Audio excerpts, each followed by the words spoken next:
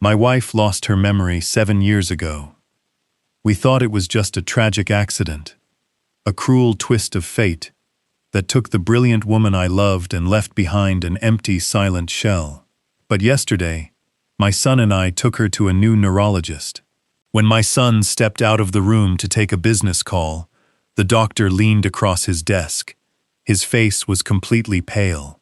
He looked me dead in the eye and whispered, "Keep your wife away from your son." Before I could even process the words, before I could ask him what he meant, the door clicked open. My son walked back in holding something in his hands, and in that fraction of a second, my heart completely stopped. "My name is Ambrose Hallern. I am 70 years old, a retired structural engineer, and I am still trying to process the absolute nightmare my life became. For 4 decades, I built bridges and commercial high-rises across the country, believing that a solid foundation could withstand absolutely any storm. I spent my entire life working myself to the bone to provide for my family, to build a fortress of security for my wife and my only child. But I never realized that the most devastating collapse would happen right inside my own home, engineered by the very flesh and blood I spent my life protecting. Before I tell you the rest of this terrible story, please let me know where you are watching from in the comments below. It brings this old man a lot of comfort to know who is listening out there in the world, and what time of day it is for you. And if you have ever had to protect someone you love from the people you thought you could trust the most, please hit the like button and subscribe to the channel so you do not miss my next stories. The air in Dr. Ellis Voigt's examination room was freezing and smelled strongly of clinical antiseptic and rubbing alcohol. I sat in a stiff plastic chair, gently holding Rosalind's fragile hand in mine. My beautiful wife was 68 years old, but the agonizing trials of the past 7 years had weathered her into someone who looked much, much older. She sat next to me in her wheelchair, staring blankly at a generic medical poster on the far wall. Her fingers were completely limp and unresponsive inside my grip. She was physically there, but her brilliant, vibrant mind had been locked away in a dark, impenetrable fog for years. Standing on the other side of her wheelchair was Emmett, my son. He was 40 years old, wearing an immaculate, custom-tailored navy blue suit. His hair was perfectly styled, and his heavy luxury watch gleamed sharply under the harsh fluorescent ceiling lights. He looked every bit the ruthless, successful hedge fund manager he had become. To anyone else in that room, he was the absolute picture of a devoted, loving son, taking precious time out of his frantic, high-stakes schedule to accompany his aging parents to yet another medical specialist. Dr. Voigt sat behind his desk, staring intently at his computer monitor. We had come in for what I thought was a routine follow-up checkup. I was desperately hoping this new, highly recommended doctor might offer some experimental therapy, or just a fresh perspective on Rosalind's rapidly declining condition. Dr. Voigt had ordered a massive comprehensive blood panel a week prior, something far more extensive than our previous doctors had ever bothered to do. I watched the doctor carefully. The silence in the room stretched on, becoming thick and suffocating. The only sound was the rapid clicking of his computer mouse. Dr. Voigt did not speak. He just kept reading the screen, his brow furrowing deeper and deeper with every line of data he scrolled through. I could see the muscles in his jaw clenching. Suddenly, Emmett's phone buzzed loudly in the breast pocket of his suit. He pulled it out, glanced at the glowing screen, and let out an annoyed, exasperated sigh. "Dad, it is the Holloway office," Emmett said, flashing me an apologetic, perfectly practiced smile. "I have to take this. I will be right back in 2 minutes." He patted his mother gently on the shoulder, squeezed my arm with reassuring affection, and stepped out into the hallway, pulling the heavy wooden door firmly shut behind him. The exact moment the heavy brass latch clicked into place, the entire atmosphere in the room completely shifted. Dr. Voigt abruptly turned away from his monitor. The polite, calm, professional bedside manner he had carried since we walked in, completely vanished. The warm color had drained from his face, leaving his skin a sickly ashen shade of gray. He pushed his rolling stool back, stood up, and took 2 quick, urgent steps toward me. He did not speak at a normal volume. He leaned in so close, I could feel the nervous heat radiating from him. He looked frantically at the closed door, then down at my helpless wife, and finally directly into my eyes. "Ambrose," Dr. Voigt whispered, his voice trembling with a raw, desperate urgency that sent a shockwave of cold fear straight down my spine. "I need you to listen to me very carefully, and I need you to not react." I stared at him, completely frozen. My mind tried to comprehend what was happening, but my voice utterly failed me. "You need to get her out of your house," the doctor continued, his whisper barely above a breath, but echoing in my ears like a blaring siren. "I am looking at her toxicology report right now. Ambrose, you need to keep your wife away from your son." I felt the air get violently sucked right out of my lungs. Keep her away from Emmett. What on earth was he talking about? My brain rejected the words instantly. Emmett was the one who paid for her expensive at-home medical care. Emmett was the one who meticulously handled all her daily medications. Emmett was the perfect, beautiful son who visited every single day. I opened my mouth to demand an explanation, to ask this doctor if he had completely lost his mind. But before a single syllable could escape my lips, the brass handle on the door turned with a sharp, heavy click. Dr. Voigt instantly snapped backward, grabbing a random clipboard from the counter and pretending to examine it with deep medical concentration. The door swung wide open. Emmett walked back into the room. He tucked his expensive phone into his pocket, offering that same polished, flawless smile to the room. But it was not the smile that made my blood run ice cold. It was what he was holding in his other hand.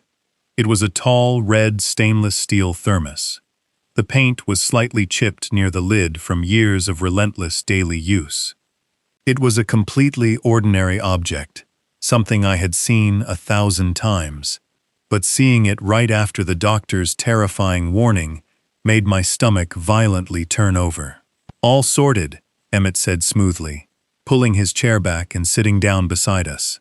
"Sorry about that, Dad. The financial markets wait for no one." He unscrewed the top of the red thermos.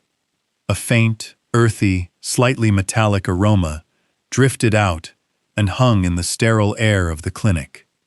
"Time for your herbal smoothie, Mom," Emmett said.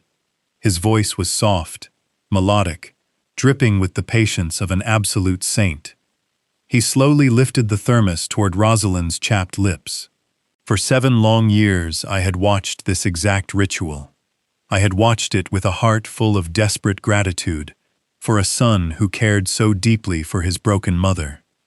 But right now, with Dr. Voigt's desperate warning screaming in my mind, every single movement Emmett made felt heavy, calculated, and deeply, terribly wrong.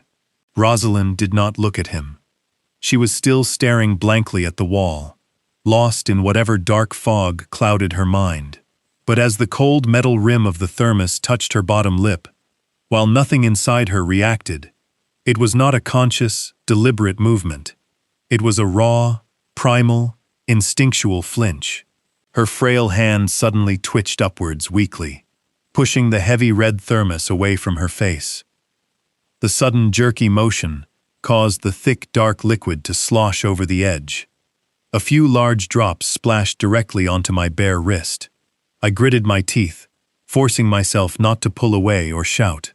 The liquid was warm, but the exact moment it soaked into my skin, it caused a strange, sharp burning sensation. It stung deeply, like a harsh chemical irritant eating into an open wound. I looked down at my wrist, watching the dark stain seep into my pores, and my mind was violently pulled back to a rainy Tuesday afternoon 7 years ago. I remembered the sickening, heavy thud echoing through our hallway.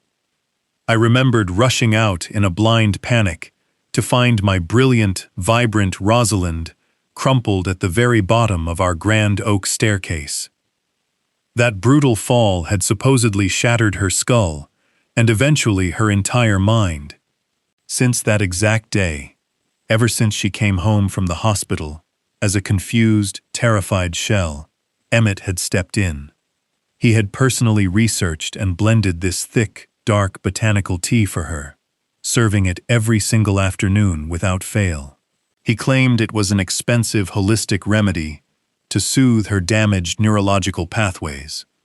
I had never questioned it once. I was just an exhausted, grieving husband, trying to keep my crumbling world together. But as an engineer, I know that a fresh coat of paint can hide a crumbling foundation. But a structural crack always makes a sound before the collapse. Sitting in that freezing clinic room, feeling the chemical burn on my wrist, and seeing the unnatural stillness in Dr. Voigt's terrified eyes, I realized my entire family was a house on the verge of a catastrophic collapse. I looked up at Emmett's face. He was wiping the spilled liquid from Rosalind's chin with a pristine white handkerchief, his movements so gentle, so meticulously careful.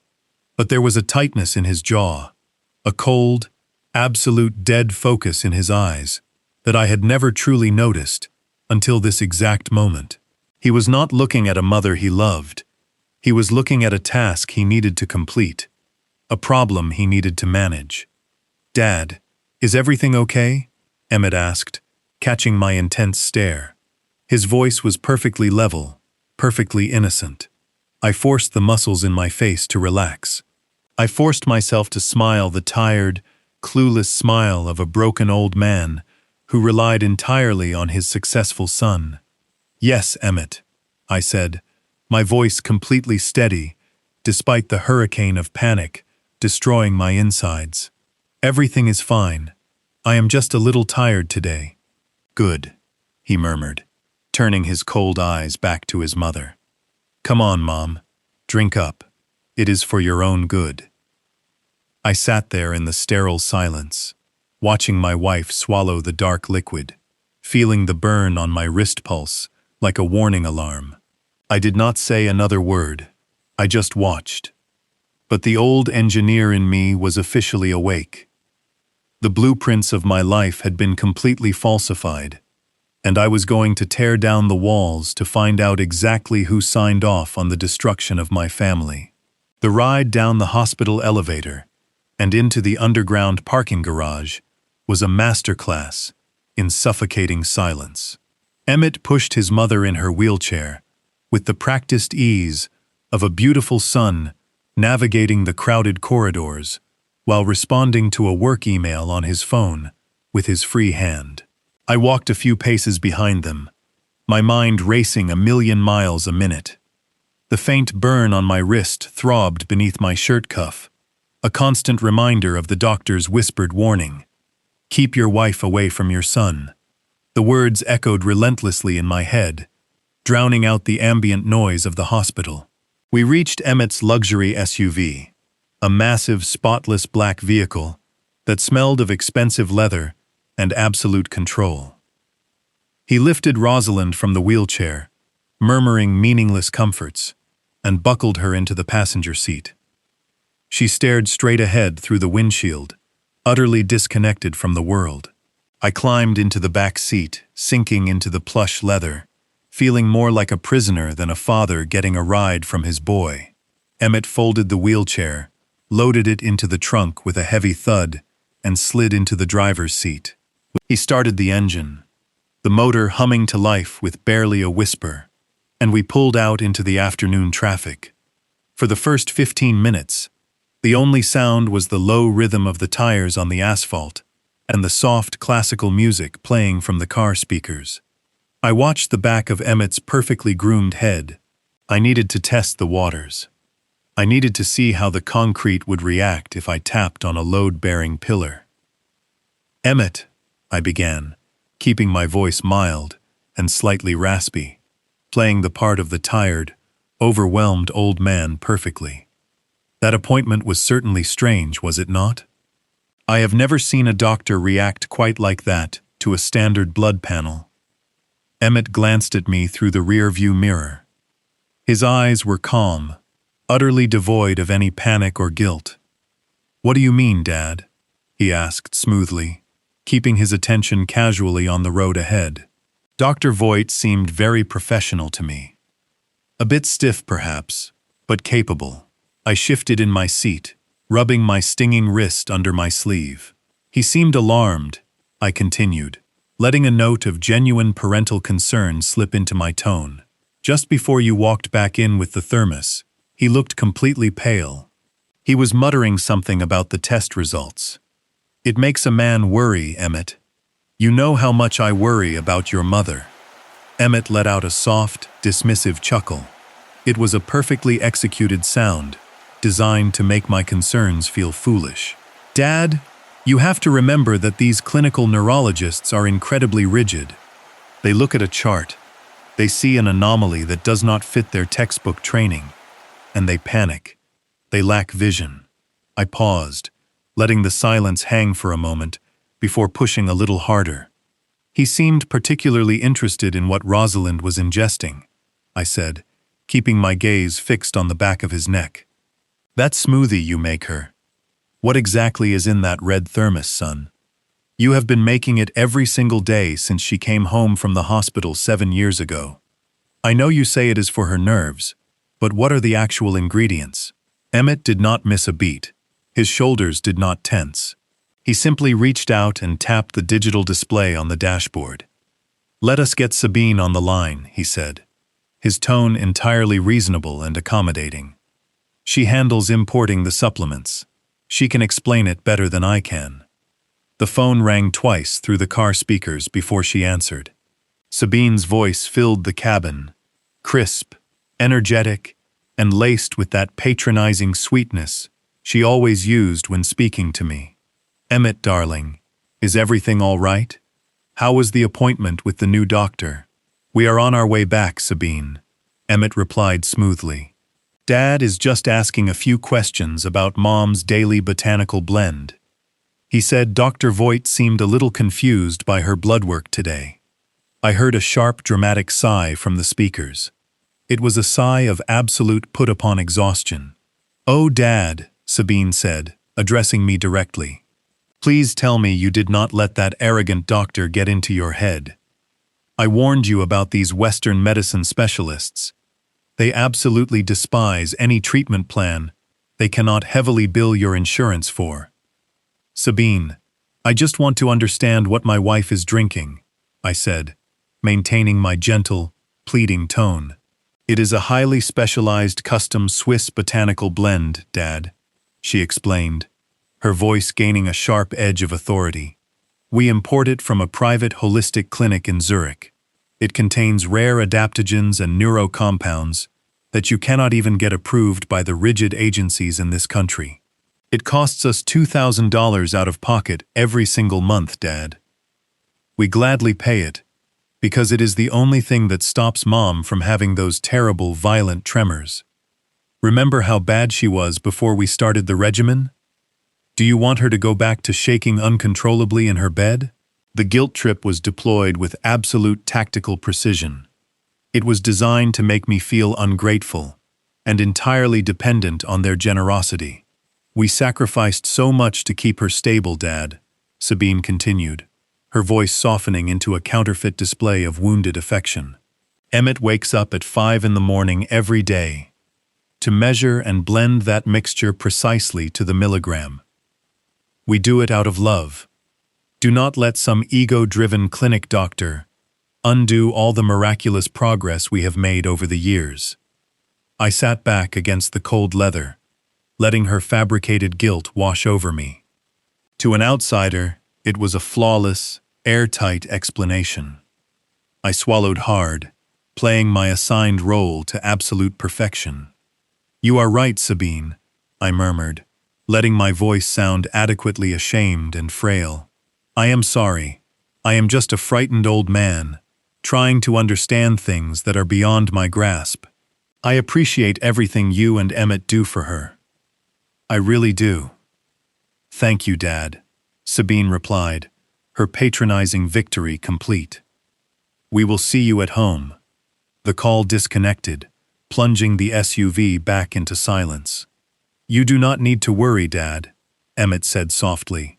"I have everything completely under control." I nodded, looking at the back of his perfect suit. But then my eyes drifted down to the steering wheel. His voice was the picture of calm, confident reassurance, but his hands told a completely different story.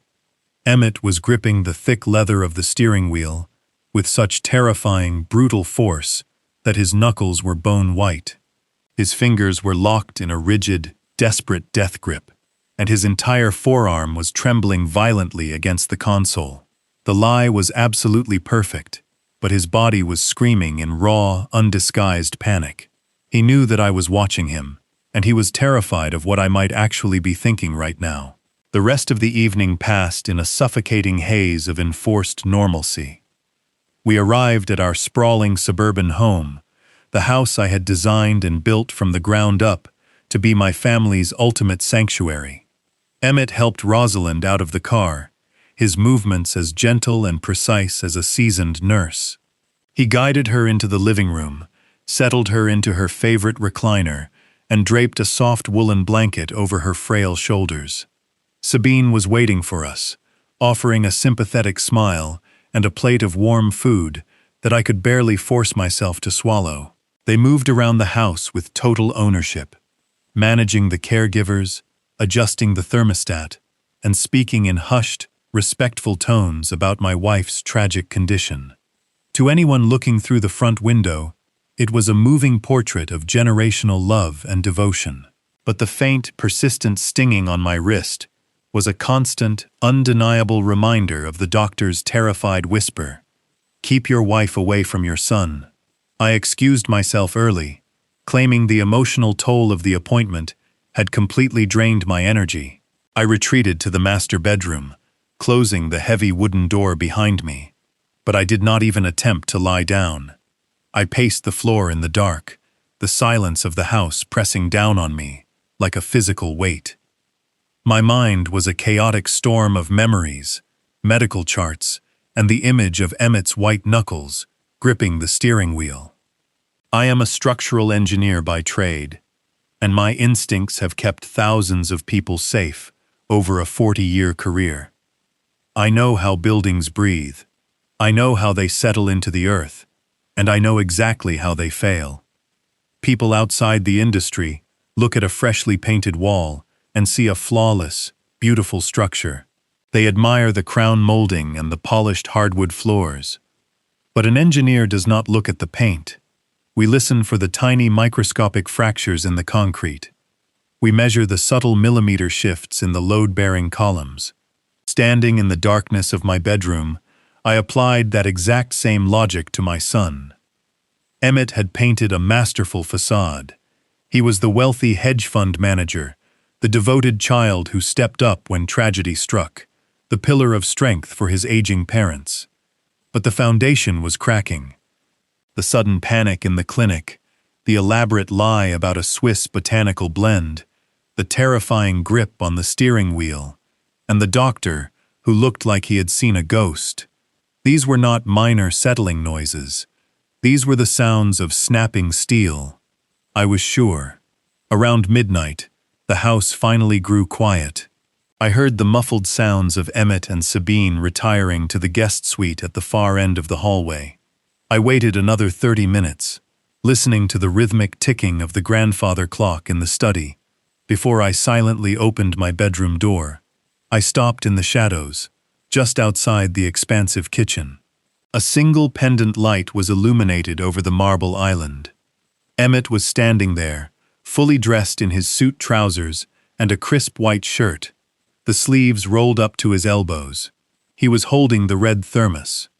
I watched from the darkness as he moved toward the secondary medical refrigerator we kept in the pantry. He placed the thermos inside on the top shelf. Then he did something that made my breath catch in my throat. He pulled a small, heavy brass padlock from his pocket, threaded it through the metal handles of the refrigerator door, and snapped it shut. He then slipped the tiny key into his pocket and wiped his hands together, staring at the appliance for a long, calculating moment. Watching him secure that fridge with a padlock, a deep, bitter memory surfaced, raw and painful.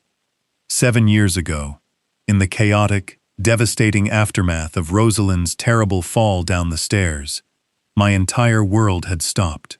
She was in a medically induced coma, her brain swelling, her life hanging by a fragile thread.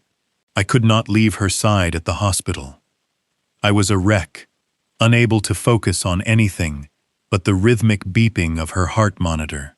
At the time, I was the sole owner and chief executive of a multi-million-dollar commercial construction firm, a company I had built with my own 2 bare hands.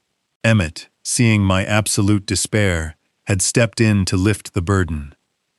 He brought me a temporary power of attorney document, urging me to sign it so he could manage the firm's daily operations and handle the massive financial obligations, while I stayed home to spoon-feed my broken wife. I signed it, without reading a single page. I handed over my life's work, my entire empire, because I trusted my son to protect our family. For 7 years, I let him run everything, completely isolating myself in this house, to act as Rosalind's primary caretaker.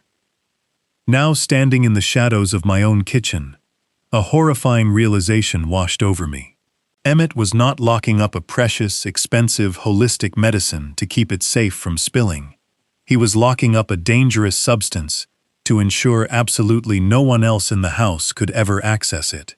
He was treating that red thermos like a highly volatile biohazard. It was not a cure. It was a mechanism of control. The intricate, horrifying pieces of the puzzle were finally beginning to align in my mind. The sudden transfer of my company, the absolute isolation of my wife, the daily dose of a mysterious dark liquid that he refused to let anyone else administer. He had trapped us in a prison of his own making, masking it all with the illusion of profound filial devotion. I retreated slowly to my bedroom, my heart pounding with a new, dangerous rhythm. The paralyzing grief and confusion that had plagued me since the clinic visit evaporated, replaced by a cold, searing clarity. I was no longer just a frightened, confused old man watching his wife slip away into the shadows of dementia. I was a man who had realized his house was actively being demolished from the inside out. I sat on the edge of my bed and stared at my hands. These hands had laid steel frameworks that touched the sky. They were strong, precise, and capable of dismantling whatever sick, twisted structure my son had built around us. I knew I could not confront him directly. He held the financial power, the medical proxies, and the legal upper hand. If I challenged him now, he would simply tighten the noose, perhaps institutionalizing both of us to protect his secret. I had to operate in the blind spots of his arrogance. He thought I was blind, deaf, and completely dependent. He thought I was just another load-bearing column he could manipulate. I looked toward the bedroom door, my jaw set with unyielding resolve. I was going to break into that refrigerator. I was going to test my gut feeling. And I was going to find out exactly what poison my perfect son was feeding my wife. I waited in the absolute dark of my bedroom until the glowing red numbers on the digital clock, resting on my nightstand, finally flashed 2 in the morning.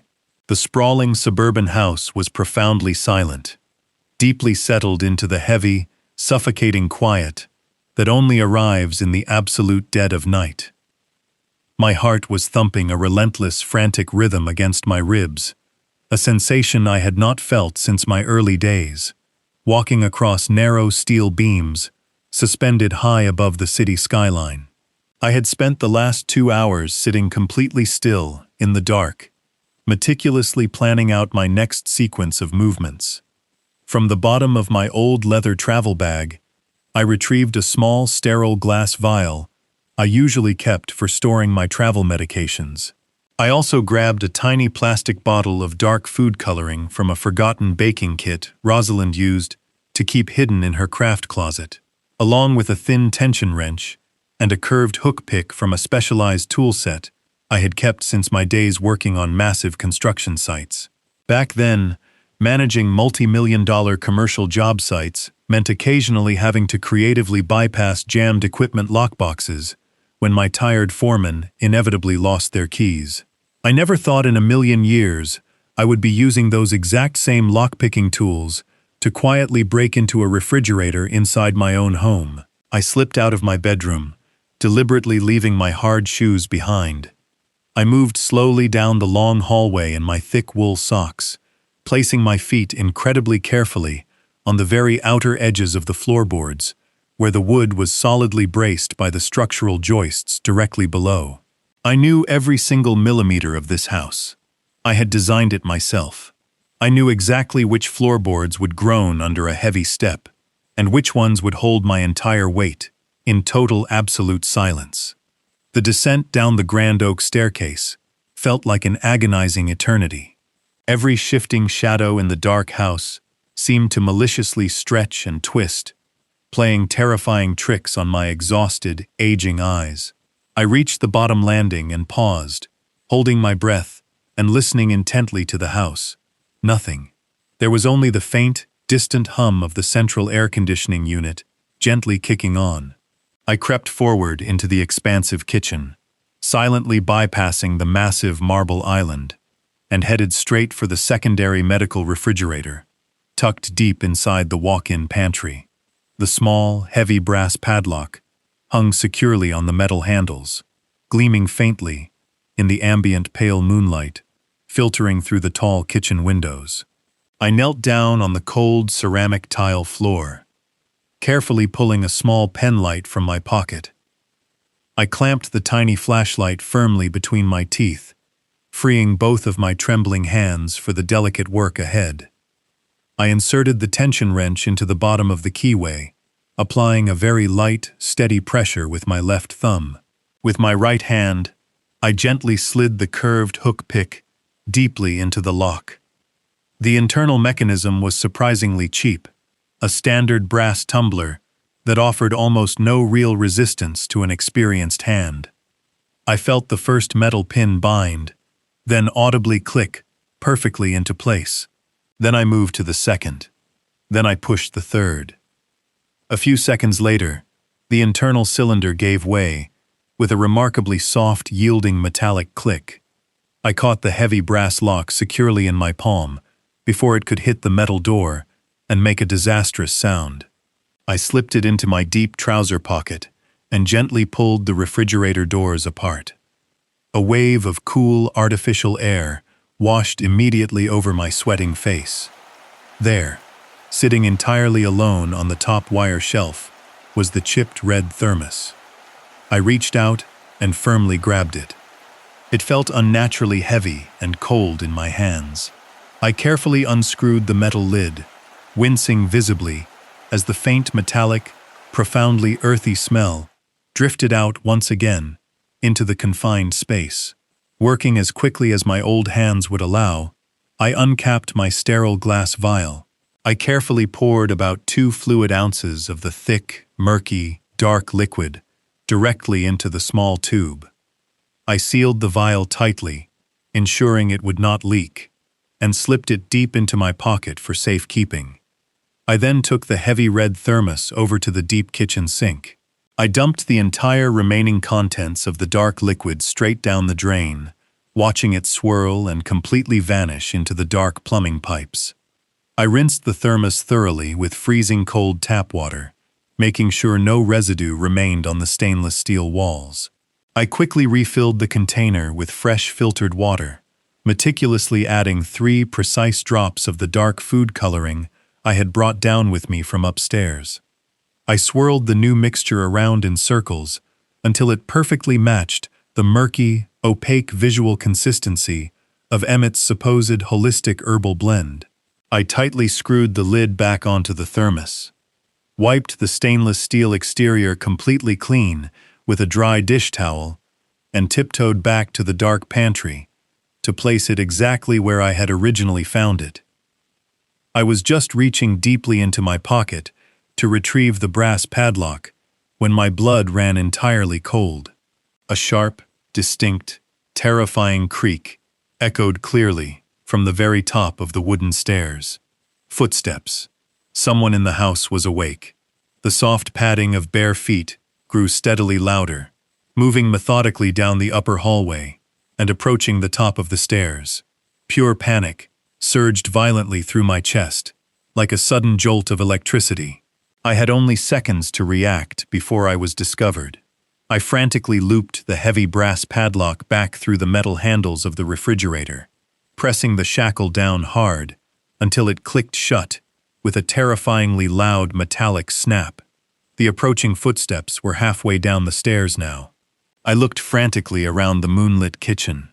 There was absolutely no time to make it to the living room or dash down the hallway unseen. I threw myself backward, retreating deep into the dark walk-in pantry, pulling the slatted wooden door mostly shut, deliberately leaving only a tiny crack to see through. I pressed my back incredibly hard against the cool wooden shelves, hiding my body entirely behind a long row of tall cereal boxes and canned goods. I held my breath, clamping my hand forcefully over my mouth to silence my own ragged, terrified breathing. Through the narrow gap in the wooden door, I saw the overhead kitchen lights suddenly flick on, flooding the entire room in blinding, unforgiving brightness. Sabine walked directly into my narrow line of sight. She was wearing a long silk robe, her sharp, calculating features brightly illuminated by the harsh overhead lights. She walked directly toward the kitchen island, opening a wooden cabinet to grab a clear drinking glass. She moved slowly to the sink and turned on the running tap. For a horrifying, agonizing moment, she stopped completely and stared straight down at the stainless steel basin, looking at the exact spot where I had just poured out the entire contents of the thermos. I squeezed my eyes shut, praying to whatever higher power was listening, that I had successfully washed away every last trace of that murky, toxic liquid. As a career engineer, I had spent my entire life relying entirely on precise calculations, undeniable facts, and guaranteed structural integrity. I never relied on simple luck, but in this terrifying, suffocating moment, blind luck was the only thing keeping my family's dark reality from violently exploding.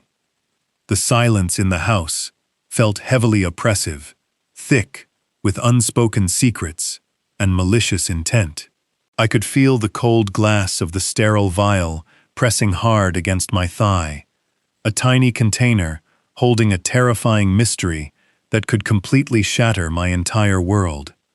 I thought about Rosalind lying utterly helpless in the bedroom directly above us, completely unaware of the chemical prison our own son had locked her inside. The sheer magnitude of the betrayal made me feel physically nauseous. I had to stay calm. I had to remain perfectly composed. I took a deep, shaky breath to steady my severely frayed nerves. My heart hammered against my ribs. With such violence, I was certain she could hear the thumping from across the room. I clutched the glass vial in my pocket, my fingers gripping it desperately, like a lifeline. Sabine stood there for what felt like an absolute unending eternity, slowly sipping her glass of water, her cold eyes scanning the dark corners of the silent kitchen. She took one deliberate step toward the closed pantry door. My entire physical body went instantly rigid. If she opened this door, everything would be completely over. The vital element of surprise would vanish, and my son would know I was on to his sickening, twisted game. But then, mercifully, she stopped. She set the empty drinking glass down on the marble counter, turned off the bright kitchen lights, and silently walked away. I listened to the soft padding of her footsteps, slowly ascending the wooden stairs, eventually fading back into the deep silence of the upper floor. I slid down the pantry wall, sitting heavily on the cold tile, clutching the sterile vial. I had the evidence. Now I needed the absolute truth. The morning sun bled through heavy curtains of the master bedroom, casting long, sharp shadows across the hardwood floor. I sat in my usual armchair, a cup of black coffee cooling in my hands, waiting for the daily ritual to commence. Exactly at 9 o'clock, the heavy oak door creaked open. Emmett walked in, dressed in a tailored charcoal suit, exuding the effortless confidence of a man who held the entire world in his palm. In his right hand, he carried the red stainless steel thermos. I watched him approach Rosalind's bedside, my heart thumping a steady, agonizing rhythm against my ribs. I had to bury every ounce of my rage behind a mask of exhausted gratitude. I gave him a weak, tired smile, the kind of smile a broken 70-year-old man gives his savior. Emmett returned it with a look of profound, sickening pity. He sat on the edge of the mattress, unscrewed the lid of the thermos, and poured the dark, murky liquid into a small feeding cup. It was nothing but filtered tap water and a few drops of food coloring. But to Emmett, it was his instrument of absolute control. I held my breath as he lifted the cup to Rosalind's lips. She swallowed the liquid mechanically, her eyes fixed on the ceiling. Emmett gently wiped her chin with a tissue, his face radiating a smug, quiet satisfaction. He had absolutely no idea that his meticulously engineered structure had just been compromised. He patted my shoulder, told me he had a board meeting in the city, and confidently strode out of the room. I listened to his heavy footsteps fade down the hallway, followed by the distant slam of the front door. The trap was set. For the rest of the day, I watched my wife with the obsessive, relentless focus of an engineer monitoring a stress test on a critical support beam. I dismissed the afternoon caregiver early, claiming I wanted some quiet time alone with Rosalind. I pulled my chair close to her bed, tracking every single breath, every subtle twitch of her muscles. For the first few hours, nothing happened. The heavy, oppressive fog of the past 7 years seemed completely undisturbed. She lay there, silent and motionless, staring blankly at the wall. Doubt began to creep into the edges of my mind. What if I was wrong? What if her condition truly was a tragic, irreversible neurological decline? But as the late afternoon sun began to dip below the horizon, casting the room in a dim orange glow, I noticed the first microscopic crack in the facade. The chronic violent tremors that usually ravaged her hands right before dinner were entirely absent. Her fingers lay perfectly still against the white cotton sheets. Her breathing, usually shallow and erratic, had deepened into a steady, natural rhythm. The rigid tension in her jaw slowly relaxed. I sat frozen in my chair, terrified to make a sound, terrified to break whatever fragile process was happening inside her mind. The chemical chains were finally dissolving. I stayed awake long after the sun went down, refusing to eat, refusing to look away for even a single second. The house settled into a deep, heavy silence.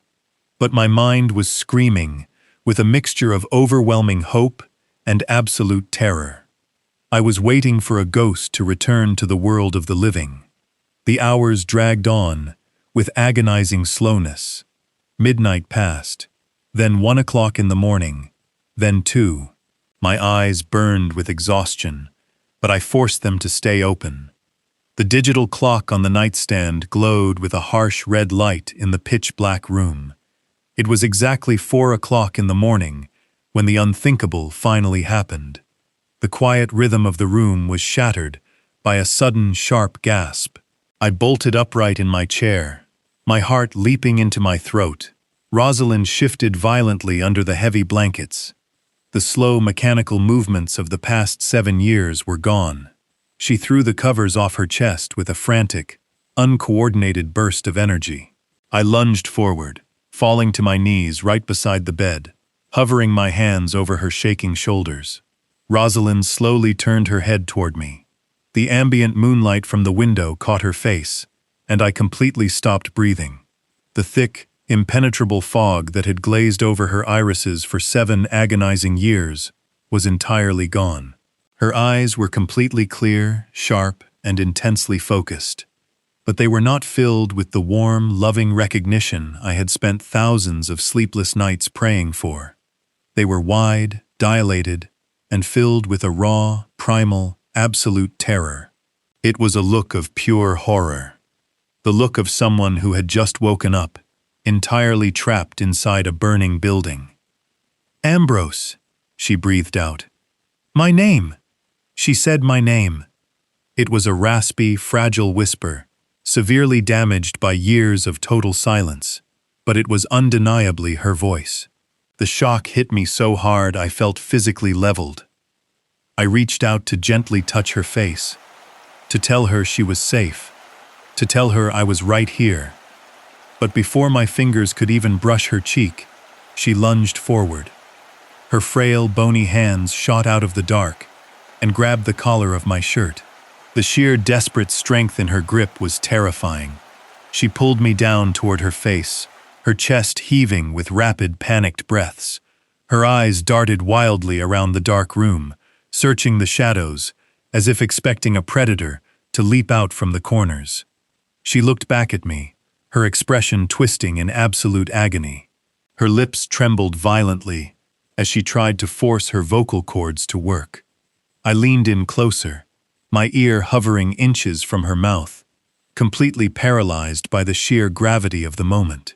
She tightened her desperate grip on my shirt collar, her knuckles turning white. "Key," she gasped out.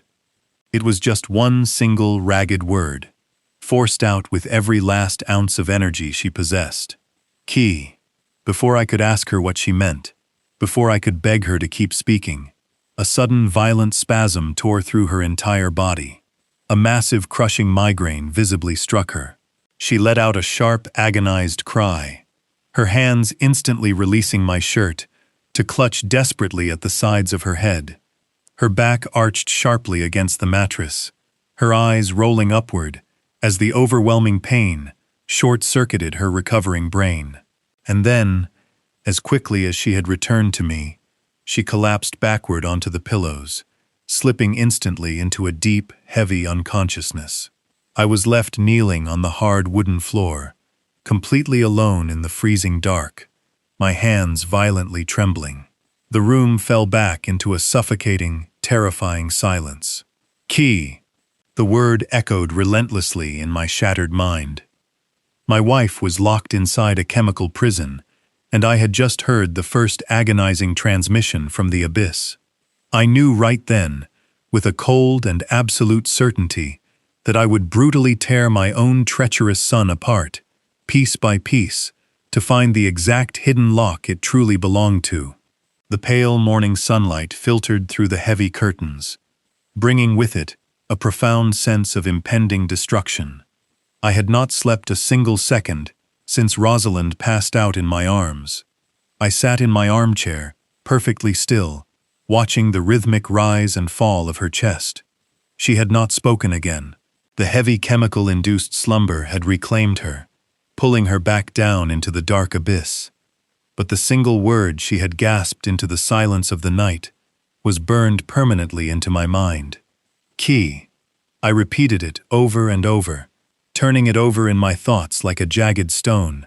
At exactly 8 in the morning, the very heavy wooden front door swung open. I heard the sharp, rapid clicking of expensive heels on the hardwood floor. It was Sabine. She rarely visited this early in the day, especially unannounced.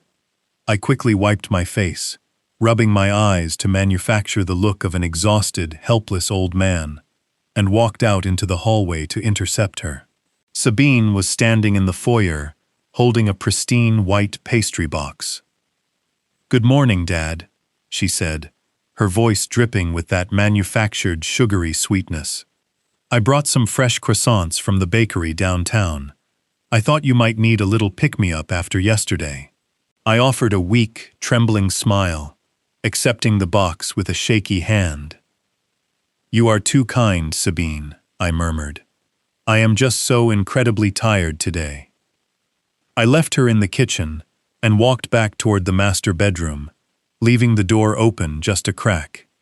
Sabine followed me a few minutes later, holding 2 cups of hot black coffee. She stepped into the bedroom, her eyes immediately darting toward Rosalind, who was sitting propped up against the pillows. Rosalind was still, but the absolute deathly rigidity was gone. Her hands were resting softly on her lap, and her chest moved with a natural, steady rhythm. Sabine walked over to the bed, setting the coffee down on the nightstand. "Good morning, Mom," she sang out, bending down slightly. Rosalind did not speak, but her head turned. It was a slow, deliberate movement. Her eyes locked directly onto Sabine. The vacant, empty stare was completely absent. Instead, a flicker of pure, unadulterated awareness flashed across the face of my wife. Her brow furrowed, and a tiny, almost imperceptible sound escaped her throat. It was not a word, just a soft vocalization of recognition and fear. The reaction was instantaneous. Sabine recoiled as if she had just been physically struck. The polished, beautiful daughter-in-law routine completely shattered in a fraction of a second. The color drained from her face, leaving her skin a sickening shade of gray. She stared at Rosalind, her breath catching audibly in her throat. "Dad," Sabine stammered, her voice completely stripped of its usual melodic tone. "Has she been like this all morning? Has she moved at all?" I played my part flawlessly. I slowly shuffled forward, looking confused and deeply concerned. "Like what, Sabine?" I asked, my voice wavering. "She seems a little more peaceful today, do you not think? Perhaps the new doctor was right to adjust our expectations." Sabine did not answer me. She practically sprinted out of the bedroom, the sharp clacking of her heels echoing wildly down the hallway. I followed her silently, staying in the shadows of the corridor. I watched her practically tear into the kitchen and head straight for the walk-in pantry. She stared at the locked secondary refrigerator, gripping the handle and pulling it hard to ensure the heavy brass padlock was still securely in place. She then yanked her phone from her designer handbag. Her thumbs flew across the illuminated screen with frantic, desperate speed. Her entire body was vibrating with raw panic. She rapidly paced back and forth in front of the massive marble island, biting her thumbnail, waiting for a response. The trap had finally been sprung, and the rats were just beginning to scramble. Within 3 short hours, the heavy front door burst open again. Emmett marched into the house, his face a mask of absolute calculated rage, disguised as extreme medical concern. He had abandoned his usual pristine business suit for dark slacks and a wrinkled dress shirt. He looked completely unhinged. Sabine was right behind him, wringing her hands together in a theatrical display of profound anxiety. Emmett stormed directly into the living room, carrying a thick, heavy manila folder tucked tightly under his arm. "Dad, sit down," he commanded, his voice completely devoid of its usual patronizing warmth. It was the sharp, commanding tone of an executive giving a non-negotiable order. I sat slowly on the edge of the sofa, letting my hands tremble violently in my lap. "What is wrong, Emmett?" I asked, forcing my voice to crack with manufactured fear. "Why are you both so upset? Is it your mother?" Emmett tossed the thick folder onto the glass coffee table with a loud, aggressive slap. He kneeled in front of me, placing his hands firmly on my knees. "Dad, you need to listen to me very carefully," he began, his eyes locked onto mine with a terrifying predatory intensity. "Sabine called me this morning. She told me Mom was displaying unusual motor function and increased lucidity. I know you think this is a good thing, Dad. I know you want your wife back, but you do not understand what is actually happening." He paused, letting out a heavy, dramatic sigh. I spoke to Dr. Voigt and our specialists in Zurich immediately. "This is not a recovery, Dad. It is a dangerous terminal neurological spike. Her damaged neural pathways are misfiring violently. The sudden lucidity is a symptom of a massive, impending, catastrophic seizure. The holistic blend is no longer enough to suppress it. We have to move her tonight. I stared at him, letting my mouth hang slightly open in feigned, absolute horror. Move her where? I whispered, clutching the fabric of my trousers. We have secured a bed in a highly specialized closed-ward psychiatric facility upstate, Emmett said rapidly, not missing a single beat. They have the restraints and the chemical suppressants required to keep her from completely destroying her own brain. An ambulance is coming for her at 8 tonight. It is the only way to save her, Dad. You have to trust me. He pushed the heavy manila folder toward me across the glass table. I just need you to sign these transfer authorizations, he demanded, tapping a silver pen against the documents. It gives me the medical proxy to facilitate the move and authorize the heavy sedatives they will need to use during transport. Just sign the back page, Dad. We do not have time to waste. I ignored his tone and slowly opened the folder. The first 3 pages were just standard medical transfer forms, but as I turned to page 4, my blood ran cold. Hidden entirely inside an emergency proxy paragraph was a clause for the permanent transfer of asset management. They were trying to take my wife away, and they were trying to steal my entire remaining wealth. I stared at the thick black ink on page 4 of the legal document. Permanent transfer of asset management. The words blurred together as the horrifying scope of my son's plan finally crystallized in my mind. They were not just sending my wife to a high-security psychiatric ward to hide the fact that she was recovering. They were orchestrating a hostile takeover of my entire remaining wealth. Emmett was using a fabricated medical emergency to force me into signing away my financial independence, my house, and my ultimate ability to fight back. If I challenged him right now, if I threw these papers in his face and accused him of poisoning his own mother, I would lose absolutely everything. He had the medical proxy, the clinic documentation, and the sheer physical strength to overpower me. I was a 70-year-old man standing alone in a living room against a ruthless corporate predator and his equally vicious wife. I needed time. I needed a window to spring the trap I had set, with the glass vial sitting deep in my pocket. I took a slow breath, letting the air rattle in my lungs. I let the heavy manila folder slip from my trembling fingers. It hit the glass coffee table with a pathetic, defeated slap. I slumped forward, burying my face in my wrinkled hands. I forced my shoulders to shake, pulling up every ounce of genuine grief and terror I felt for Rosalind to manufacture tears. When I looked back up at my son, my eyes were completely red and overflowing with moisture. I allowed a long, pathetic sob to break through my lips. "Emmett," I gasped, my voice thin and entirely broken. "You cannot do this tonight.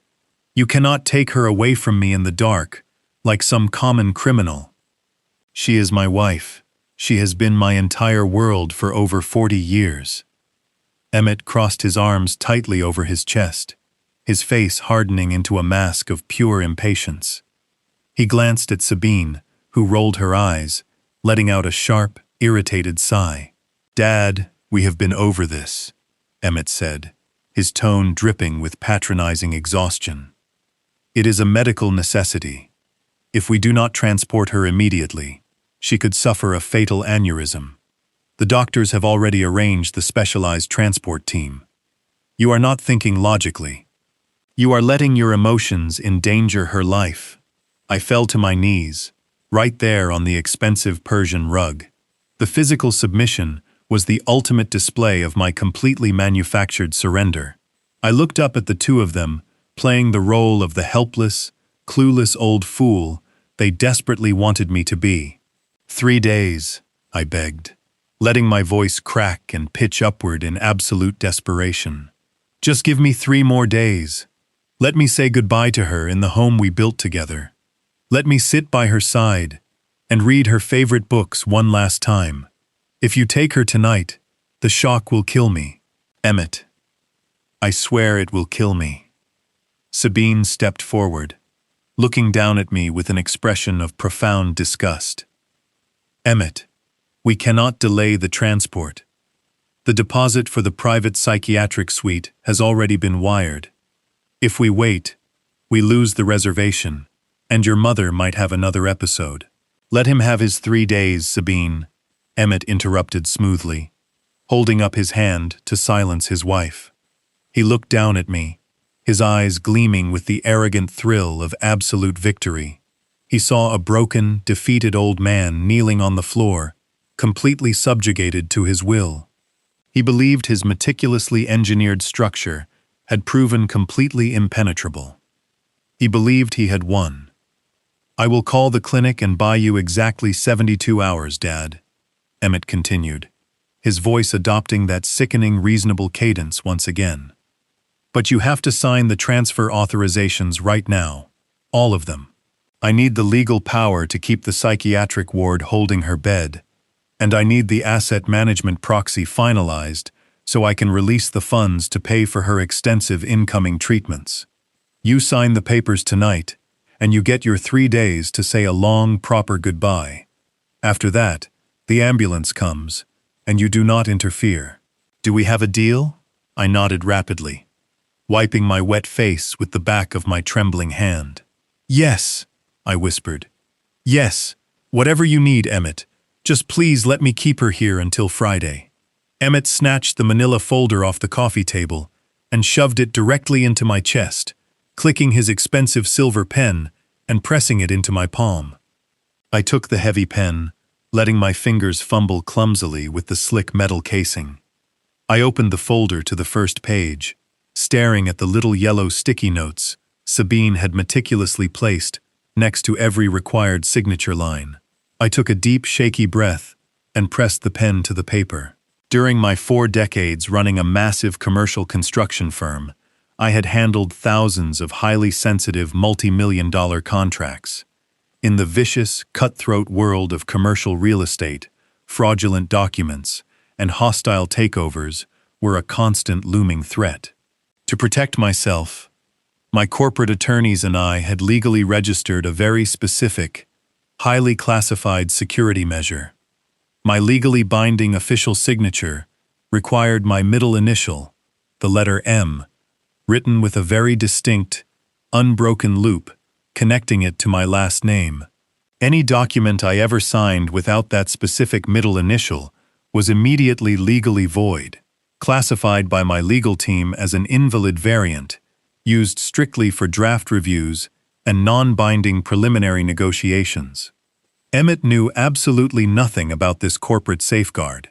He had only taken over my company after I stepped away, and he had never bothered to learn the intricate, granular details of my personal legal defenses. I moved the pen across the thick paper, deliberately leaving out my middle initial entirely.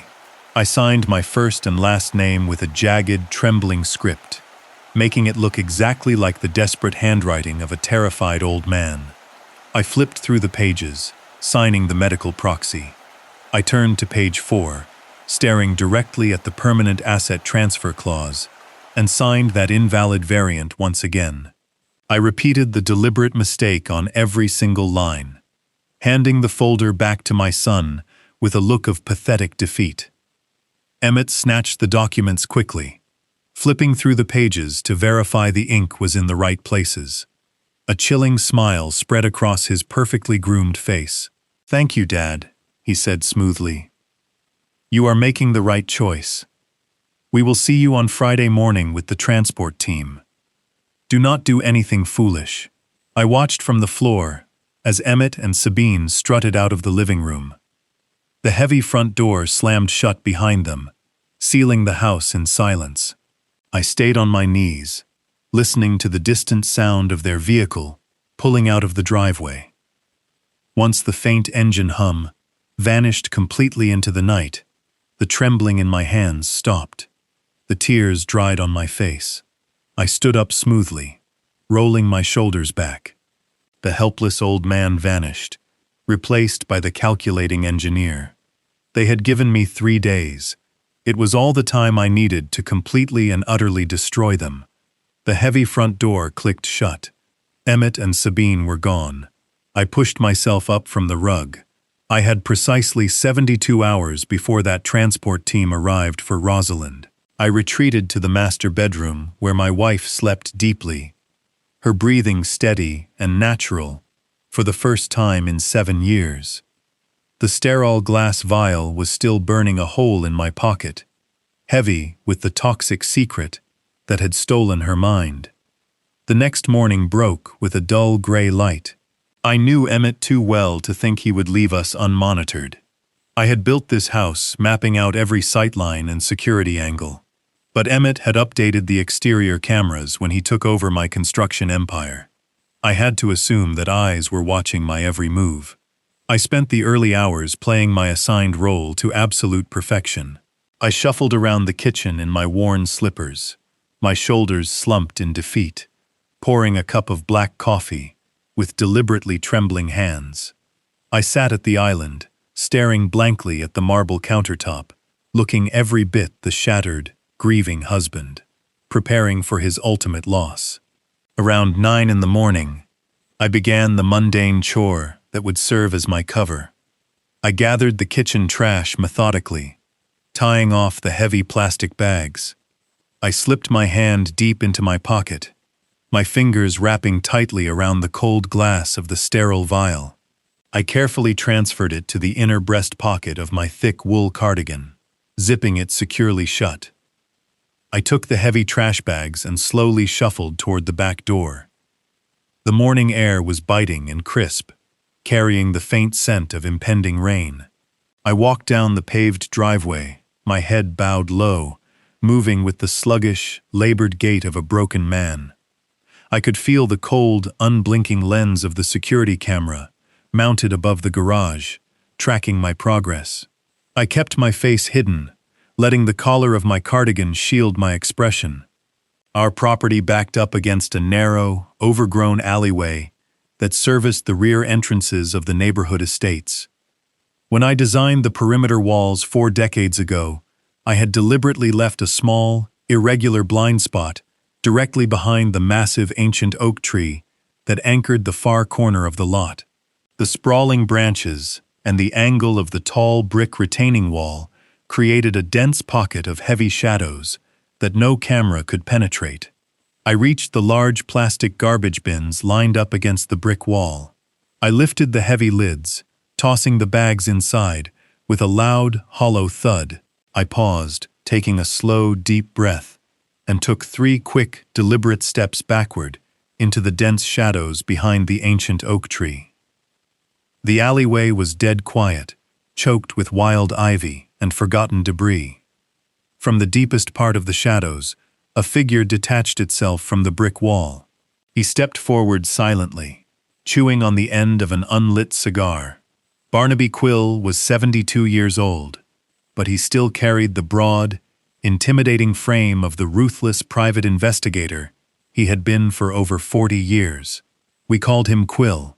We had grown up together, in the same grit-filled neighborhoods, fighting the same battles. When I was building commercial high-rises, Quill was the man I called to quietly run background checks on shady subcontractors and corrupt city inspectors. He was my oldest, most trusted friend in the world, a man forged in absolute loyalty and unwavering grit.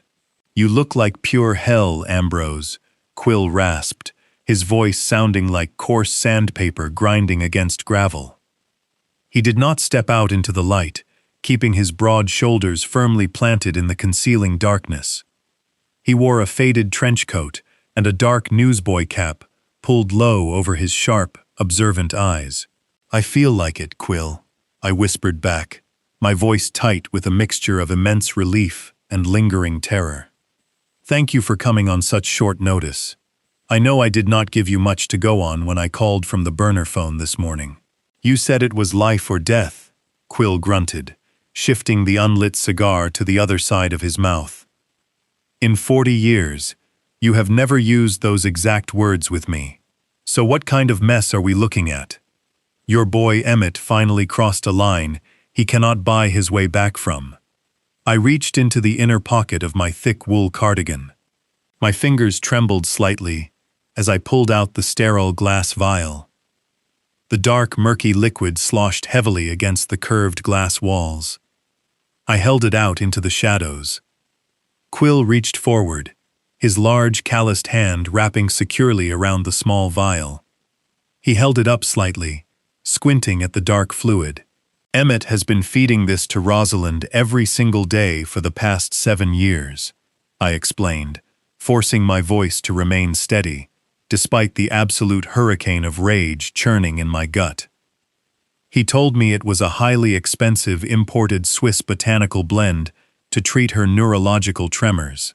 But 2 days ago, a new doctor looked at her blood work and practically begged me to keep my wife away from my son. I stole this sample directly from his private padlocked refrigerator in the middle of the dark night. Quill lowered the vial, his sharp eyes locking onto mine with a cold, terrifying intensity. The casual demeanor completely vanished, replaced by the ruthless, calculating operative I had relied on for decades. "You think he is actively poisoning her?" Quill asked, his raspy voice dropping to a dangerous, lethal whisper. "You think your own flesh and blood is keeping her locked in a chemical coma?" "I do not just think it, Quill.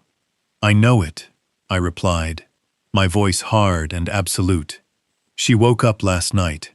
The fog completely lifted for just a few moments. She looked right at me, and she was terrified. He is moving her to a closed psychiatric ward this Friday to hide what he has done, and he is trying to use the transfer to steal every last dime of my remaining wealth. I gave him a forged signature on the asset papers to buy me 72 hours. Quill let out a low, dark whistle, slipping the glass vial deep into the pocket of his faded trench coat. A forged signature, the old invalid variant trick from the downtown plaza contract days. "You always were a clever bastard, Ambrose. But 72 hours is not a lot of time to tear down a fortress. That is why I need you. I need you to run a comprehensive toxicology screen on that liquid. I cannot use any local diagnostic clinics. Emmett is heavily connected with the medical charity boards in this city. If I take this to a standard lab, his people will flag my name immediately, and the sample will disappear before it hits a microscope." Quill nodded grimly, slipping back into the shadows. "I will get you the absolute truth, Ambrose," he whispered, completely vanishing into the dark morning air. I watched Quill disappear into the thick morning fog before turning back toward the house. My hands were empty, but my mind was overflowing with a terrifying clarity. I had 72 hours to dismantle the fortress my son had built around my family. The first step was securing irrefutable proof of his actions within these walls. I could not simply rely on a private toxicology report. A chemical analysis would tell me what was in the thermos, but I needed to see exactly how Emmett and Sabine operated when they thought no one was watching. I needed eyes in the dark. Later that morning, I told Sabine I was going to the pharmacy to pick up my blood pressure medication. She offered to drive me, her voice dripping with fake concern, but I stubbornly refused, playing the part of a proud, irritable old man clinging to his last shreds of independence. She relented, eager to have the house to herself, to finalize the psychiatric transport arrangements. I drove straight to a specialized electronics retailer located on the far edge of the city. I bypassed the consumer security aisles entirely and requested to speak with the store manager, a man who occasionally supplied discreet surveillance equipment to my construction firm back in the day. I purchased 4 military-grade micro cameras. They were incredibly sophisticated devices, smaller than a dime, equipped with ultra-high-definition lenses, thermal night vision, and encrypted wireless transmitters that would stream a live feed directly to my tablet. I returned home just after noon. The house was quiet. Sabine was upstairs on a prolonged business call, and Emmett was at his corporate office. I knew I only had a brief, fragile window of opportunity. I retreated to the basement workbench and unpacked my tools. For 40 years, I had analyzed structural load paths, designed complex electrical grids, and engineered the hidden nervous systems of massive commercial high-rises. Wiring a few miniature cameras into existing household fixtures was incredibly rudimentary work for a man with my background. I disassembled the hardwired smoke detectors I had carefully unscrewed from the ceiling earlier. I meticulously integrated the tiny camera modules directly into the slotted plastic vents of the detector housings, tapping them seamlessly into the continuous electrical current of the house. The devices would never need their batteries changed. They would record endlessly, completely hidden in plain sight. I moved through the house with the silent, deliberate precision of a ghost. I installed the first modified smoke detector directly above the marble island in the kitchen, giving me a perfect, unobstructed view of the secondary medical refrigerator. I mounted the second camera in my old home office, a room Emmett had brazenly taken over to manage his hedge fund. Finally, I crept into the master bedroom. Rosalind was resting quietly. I positioned a stepping stool near the center of the ceiling and installed the third camera, angling the microscopic lens to capture the entirety of her bed and the surrounding floor space. I cleaned up every speck of drywall dust, replaced my tools in the basement, and retreated to the guest bedroom.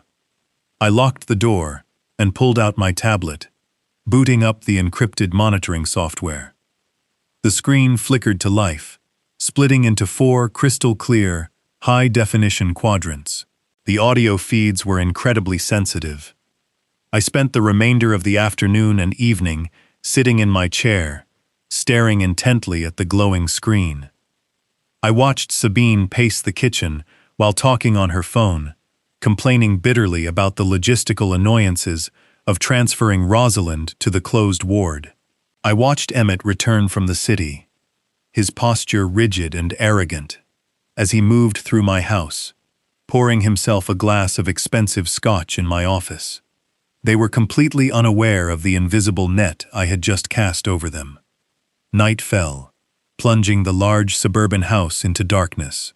The micro cameras automatically shifted into thermal night vision mode, rendering the rooms in sharp, glowing shades of green and white. I sat in the pitch black of my room, the bright screen of the tablet illuminating my tired face. The house grew still as midnight passed. Hour after hour came and went.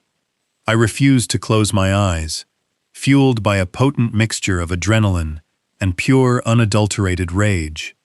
I was waiting for the inevitable moment they would let their flawless masks slip. At exactly 2 a.m, movement flashed in the upper left quadrant of the screen. The hallway camera captured 2 glowing thermal figures moving silently toward the master bedroom. It was Emmett and Sabine. My heart hammered against my ribs as I quickly tapped the screen, maximizing the feed from her room. The heavy wooden door creaked open and they stepped inside. The room was bathed in the eerie greenish hue of the night vision lens. Rosalind lay completely motionless on the bed. Emmett stood near the foot of the mattress, his hands planted firmly on his hips, staring down at his mother with an expression devoid of any human empathy. Sabine moved closer to the nightstand, checking the array of medical monitors and pill bottles. The highly sensitive microphone picked up the faint rustle of their clothing. Then Sabine spoke. Her voice was a harsh, venomous hiss, completely stripped of the sweet, accommodating tone she used in the daylight. "The old man is getting suspicious," Sabine whispered violently, glaring across the bed at her husband. "He was asking too many questions in the car yesterday, and that display he put on in the living room today, begging for 3 more days. He is trying to buy time. I know it. He is a pathetic fool, but he is not entirely stupid." Emmett scoffed quietly, running a hand through his perfectly styled hair. "Let him be suspicious, Sabine. He signed the asset transfer authorizations. We have the legal proxies. In 72 hours, she will be locked securely in the psychiatric facility, completely inaccessible, and his entire estate will be permanently under our control. It does not matter what he suspects. He has absolutely no power left." Sabine leaned closer to Rosalind, her face hovering inches above my helpless wife. I watched the screen in absolute horror as Sabine reached into the deep pocket of her silk robe. She pulled out a small, unlabeled plastic bottle filled with pills. "We cannot take any risks right now," Sabine hissed, her voice trembling with a dark, malicious urgency. "Did you see her eyes this morning? The blend is losing efficacy. Triple her dose tonight. She cannot be allowed to remember the original will." I felt the blood freeze in my veins. My hands tightened around the tablet, my knuckles turning stark white. The original will. My mind violently reeled back to 7 years ago. Before her devastating fall, Rosalind and I had visited our estate attorneys to draft a highly specific ironclad joint will. We had structured it so that if either of us passed away or became medically incapacitated, the entirety of our wealth would bypass Emmett entirely and be completely protected from his reckless greed by establishing unbreakable trusts. My mind violently reeled back to 7 years ago. Before her devastating fall, Rosalind and I drafted an ironclad joint will. If either of us passed away or became incapacitated, our entire wealth would bypass Emmett entirely, protected from his greed by unbreakable trusts. We knew he lacked the discipline to manage my empire. Rosalind was the primary executive. If she regained her cognitive function, if she remembered the legal safeguards she orchestrated, Emmett would lose absolute control over my multi-million-dollar company.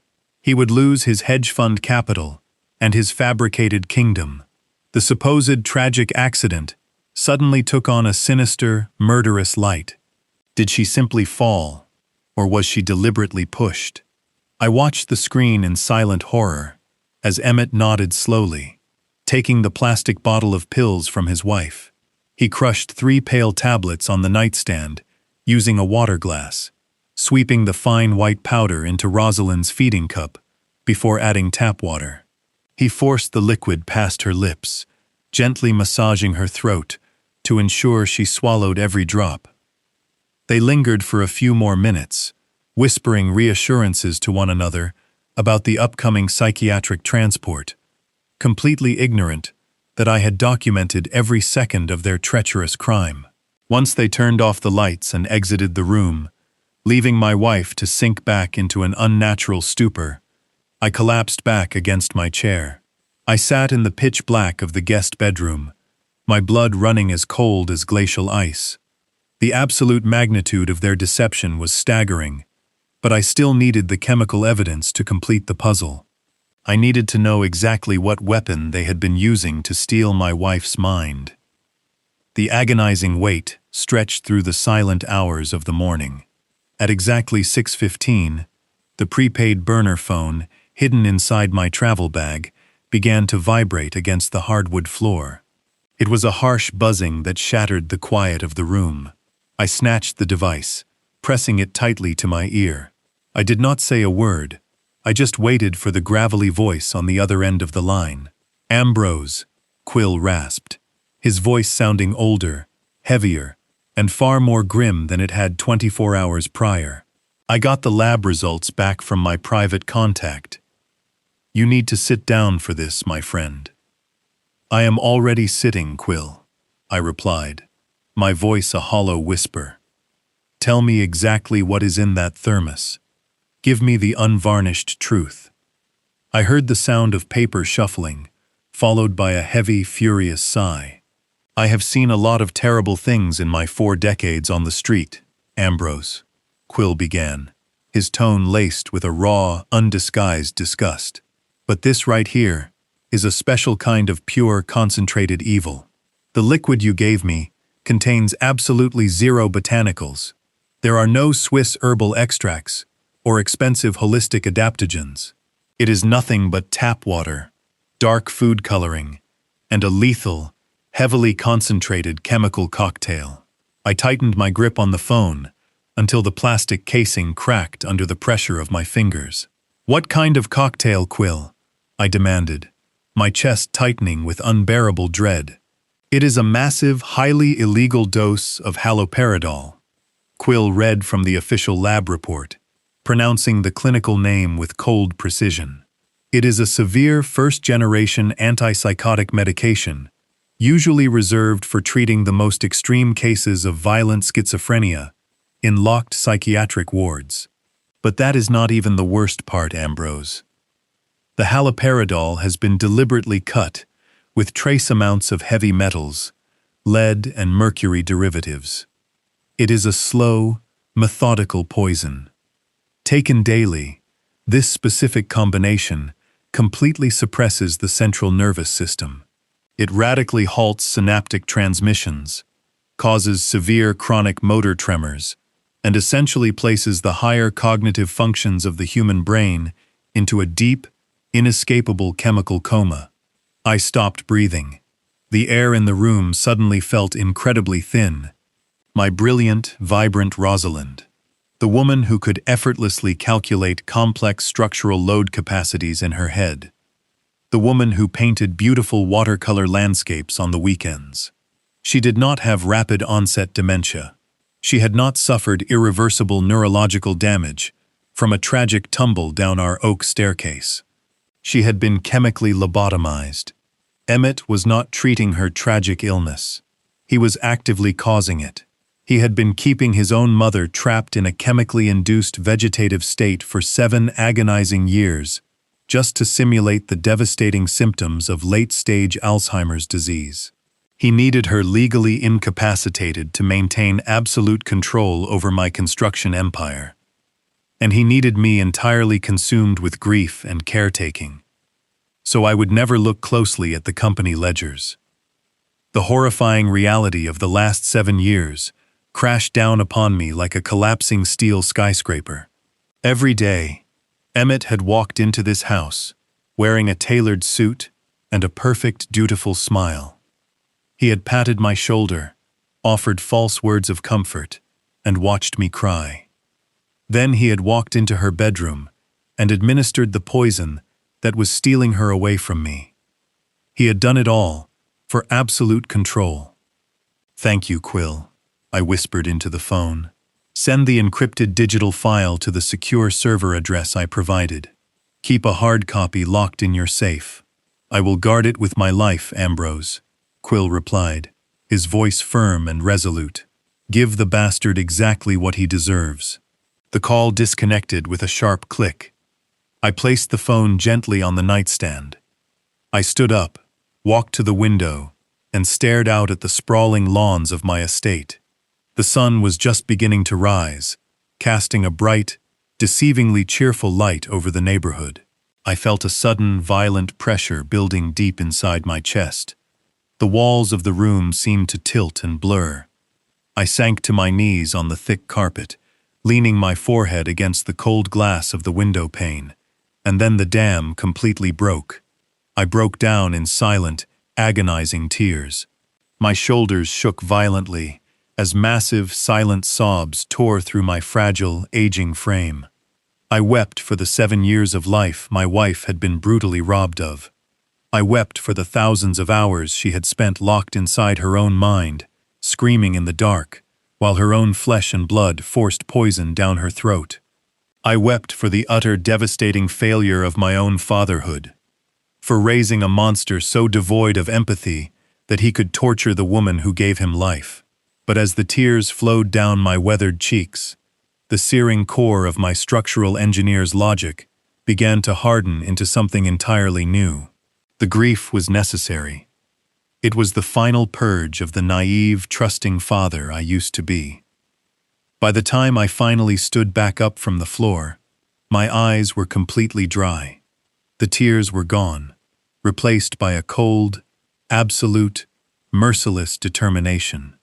I knew exactly how to trigger a controlled demolition, and I was going to bring his entire stolen empire crashing down directly on his head. The morning sun had barely crested the horizon, casting long, pale shadows across the manicured lawns of my estate. I remained by the window for a few more minutes, letting the cold reality of my new existence settle deep into my bones. My wife had been systematically poisoned under my own roof by the son we had raised. I walked out of the guest bedroom and stepped into the long hallway. I stopped at the top of the grand oak staircase. I stood perfectly still, staring down at the polished wooden steps. 7 years ago, I had found Rosalind lying at the bottom of this very flight of stairs, in a twisted, broken heap. Emmett had been the one to call the ambulance. He had told the paramedics that she must have tripped on the loose edge of the Persian runner rug. I had blamed myself for years, agonizing over my failure to secure a simple piece of fabric. I had let the guilt eat me alive.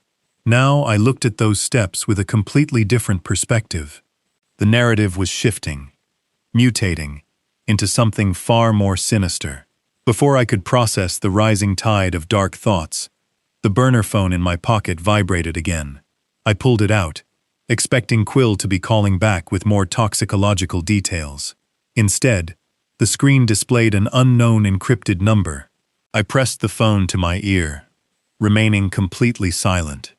"Mr. Halloran," a quiet, tense voice spoke through the line. It was Dr. Voigt. He was the brilliant young neurologist who had reviewed Rosalind's blood work 2 days ago and urged me to investigate her sudden decline. "I am calling you from a secure, untraceable line," he continued, his tone thick with anxiety and suppressed panic. "Are you somewhere completely private?" "Yes, Dr. Voigt," I replied, stepping back into the guest bedroom and locking the heavy door behind me. "I am alone. What have you found?" I heard the rustle of heavy paper through the receiver. "After you left my office, I could not stop thinking about your wife," Dr. Voigt explained, his voice dropping to a harsh whisper. The heavy metal toxicity in her initial screening made absolutely no medical sense for a standard neurodegenerative disease. It kept me awake. I knew her primary physician was a close personal friend of your son, and I knew that meant the current medical records were likely compromised. So last night, I bypassed the current digital files entirely. I used my administrative clearance to physically access the deep storage hospital archives. I went all the way back to the very beginning. I pulled the original admission files and the raw, unedited radiological scans from the exact day she was brought into the emergency room 7 years ago. I held my breath, gripping the edge of the wooden desk. "What did the original scans show?" I asked, my voice barely a steady murmur. Dr. Voigt exhaled a long, shaky breath. "When a patient suffers a severe fall down a flight of stairs, the resulting physical trauma presents in a very specific chaotic pattern," he explained meticulously. "We see random contusions, varied fractures along the extremities, and impact damage consistent with tumbling and striking multiple angled surfaces. Your wife did sustain those types of secondary injuries. However, the initial point of impact, the primary trauma that caused her brain to swell and put her into a coma, did not come from striking the wooden steps or the floor below. I isolated the high-resolution cranial X-rays taken within the first hour of her admission. There is a distinct localized fracture at the upper base of her skull. It is a concentrated point of blunt force trauma. I closed my eyes, feeling a wave of absolute nausea wash over me. "Speak plainly, doctor," I commanded, my voice turning to steel. "Tell me exactly what you are implying."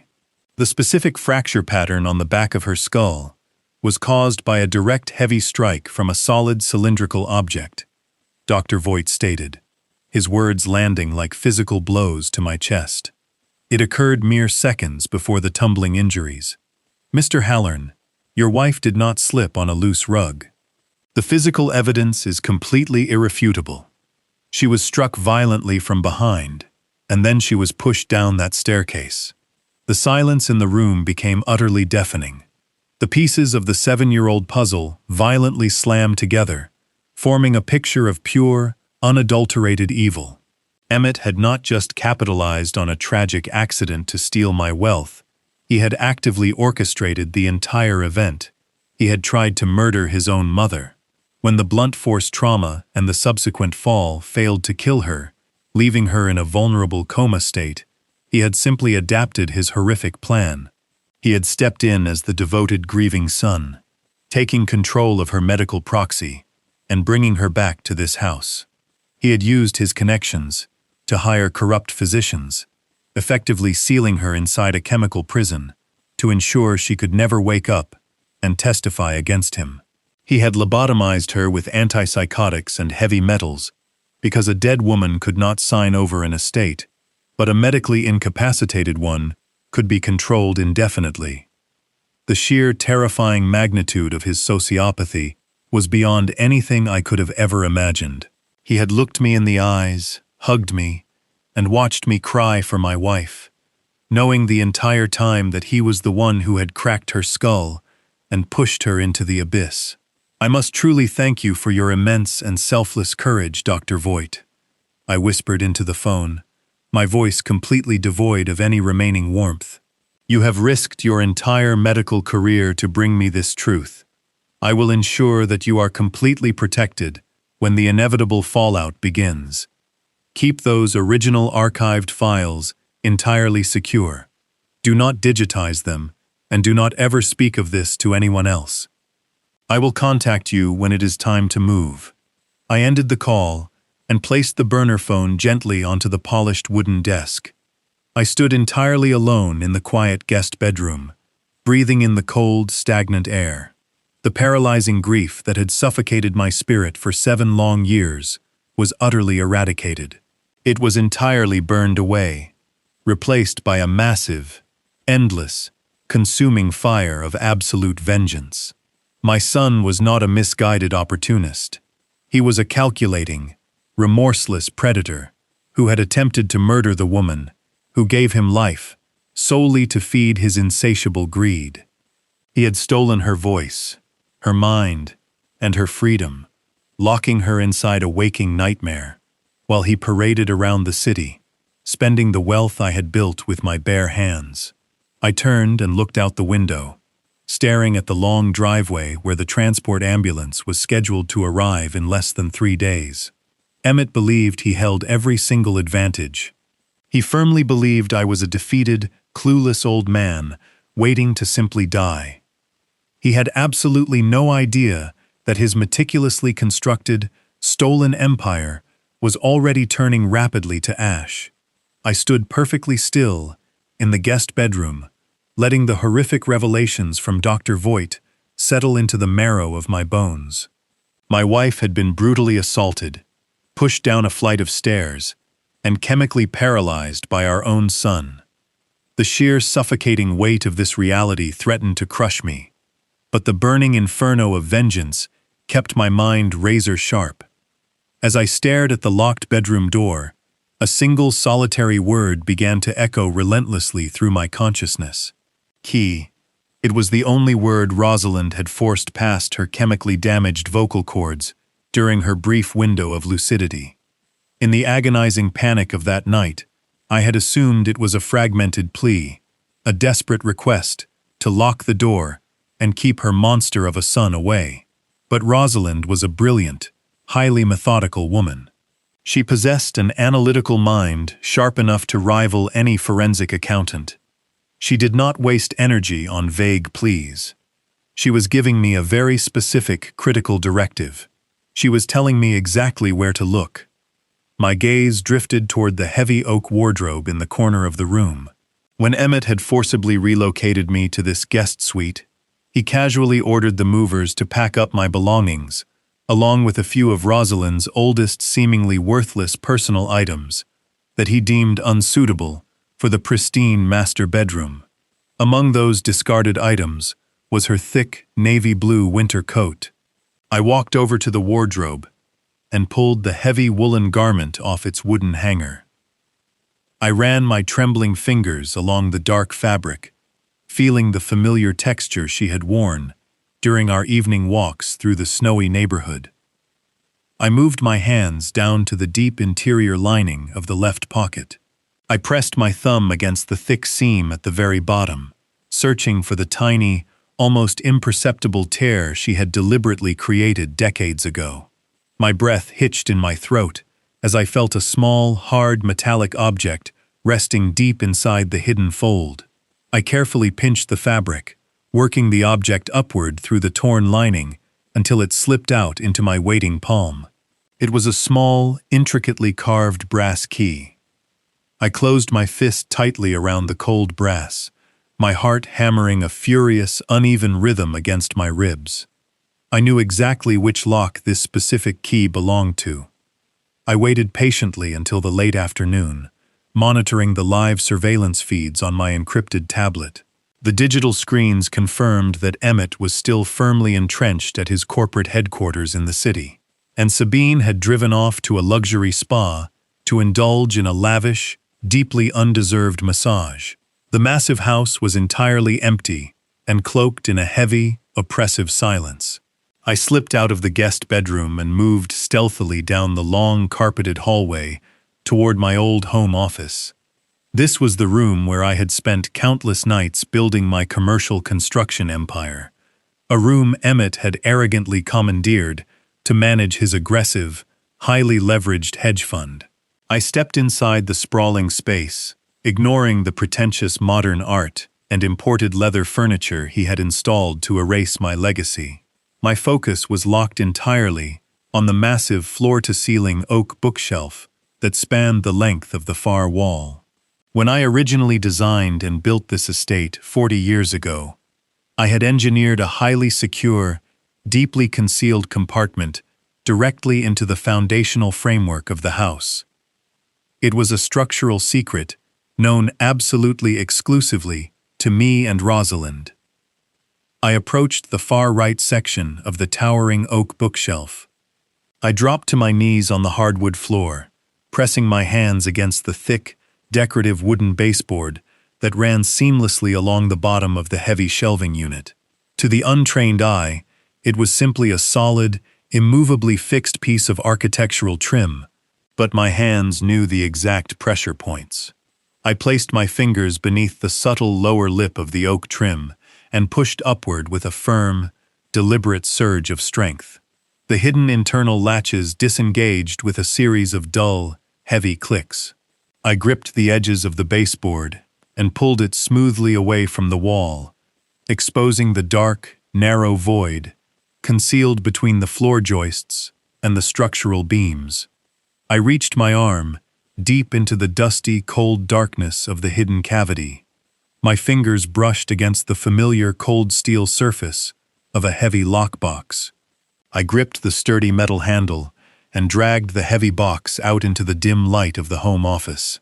I set it down carefully on the expensive Persian rug, wiping away a thick layer of accumulated dust. The lockbox had sat completely undisturbed in the darkness for 7 long years. I took the small brass key from my pocket and slid it into the narrow keyhole. It fit with absolute flawless precision. I turned the key, and the heavy internal locking mechanism released with a sharp, satisfying snap. I flipped the metal latches and slowly pushed the heavy steel lid open completely, unsure of the horrors I was about to uncover. The box was packed to the brim with thick, incredibly detailed files organized meticulously in Rosalind's precise, undeniable handwriting. I pulled the first stack of documents from the steel container, my hands shaking violently as my eyes scanned the top page. They were comprehensive, highly sensitive bank statements from my commercial construction firm, dating back precisely to the months immediately preceding Rosalind's devastating fall. But these were not the sanitized, heavily manipulated ledgers Emmett had been showing me. These were the raw, unedited internal financial records that Rosalind had quietly gathered. I flipped through the heavy pages, staring in absolute, unadulterated horror at the endless columns of bright red ink. Emmett had not just been making poor business investments. He had been executing a massive, coordinated, and breathtakingly arrogant embezzlement scheme.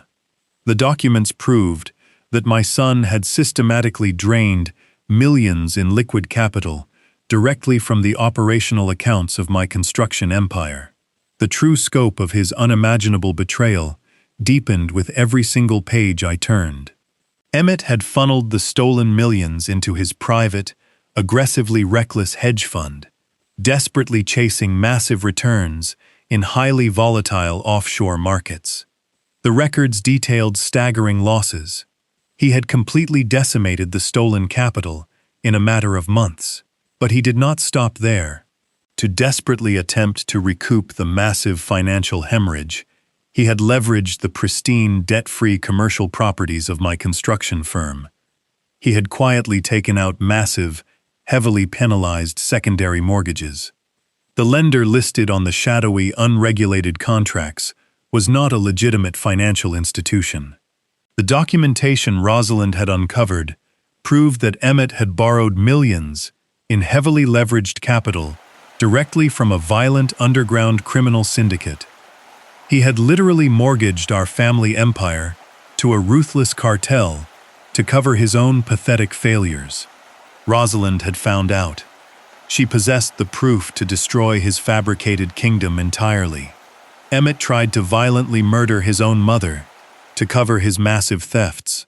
When she miraculously survived the brutal fall down our oak stairs, he chemically silenced her. I stared down at the damning stack of financial ledgers and illicit mortgage contracts, the cold steel of the lockbox pressing against my knees. The air in my home office felt unimaginably heavy, thick with the suffocating gravity of a 7-year-old murder attempt. Emmett had not just betrayed my trust, he had shattered the fundamental laws of nature, attempting to crack his own mother's skull to conceal his colossal cartel-funded failures. When her sheer will to live thwarted his lethal push down our oak staircase, he simply pivoted to chemical warfare, transforming her into a silent, vegetative hostage. I carefully packed the irrefutable evidence back into the steel container, my hands moving with the precise mechanical efficiency of an engineer preparing a demolition sequence. I slid the box back into the dark void beneath the floor joists and snapped the heavy oak baseboard flawlessly into place. The physical evidence was finally secure, but the burning inferno in my chest demanded immediate, calculated action. It was the morning of the third day. My 72-hour window was rapidly closing, and the transportation team was scheduled to arrive tonight. I retreated to the guest bedroom, locking the heavy door firmly behind me. I booted up the encrypted tablet, watching the glowing grids of the live surveillance feeds. The house remained deadly quiet. Sabine had left early for a high society brunch, and Emmett was allegedly at his downtown headquarters, though the live feed from my old home office proved otherwise. He was sitting behind my mahogany desk, rapidly scrolling through his laptop, his face a tight mask of absolute paranoia. He was sweating profusely, loosening his silk tie as he frantically reviewed his digital accounts. Emmett had always been a man consumed by his own fabricated brilliance, constantly terrified that his house of cards would collapse under the slightest gust of wind. He knew the cartel was running out of patience, and he desperately needed the funds from my estate to appease them. I watched him on the tablet screen, noting the nervous, erratic twitch in his jaw as he reviewed his shadow files.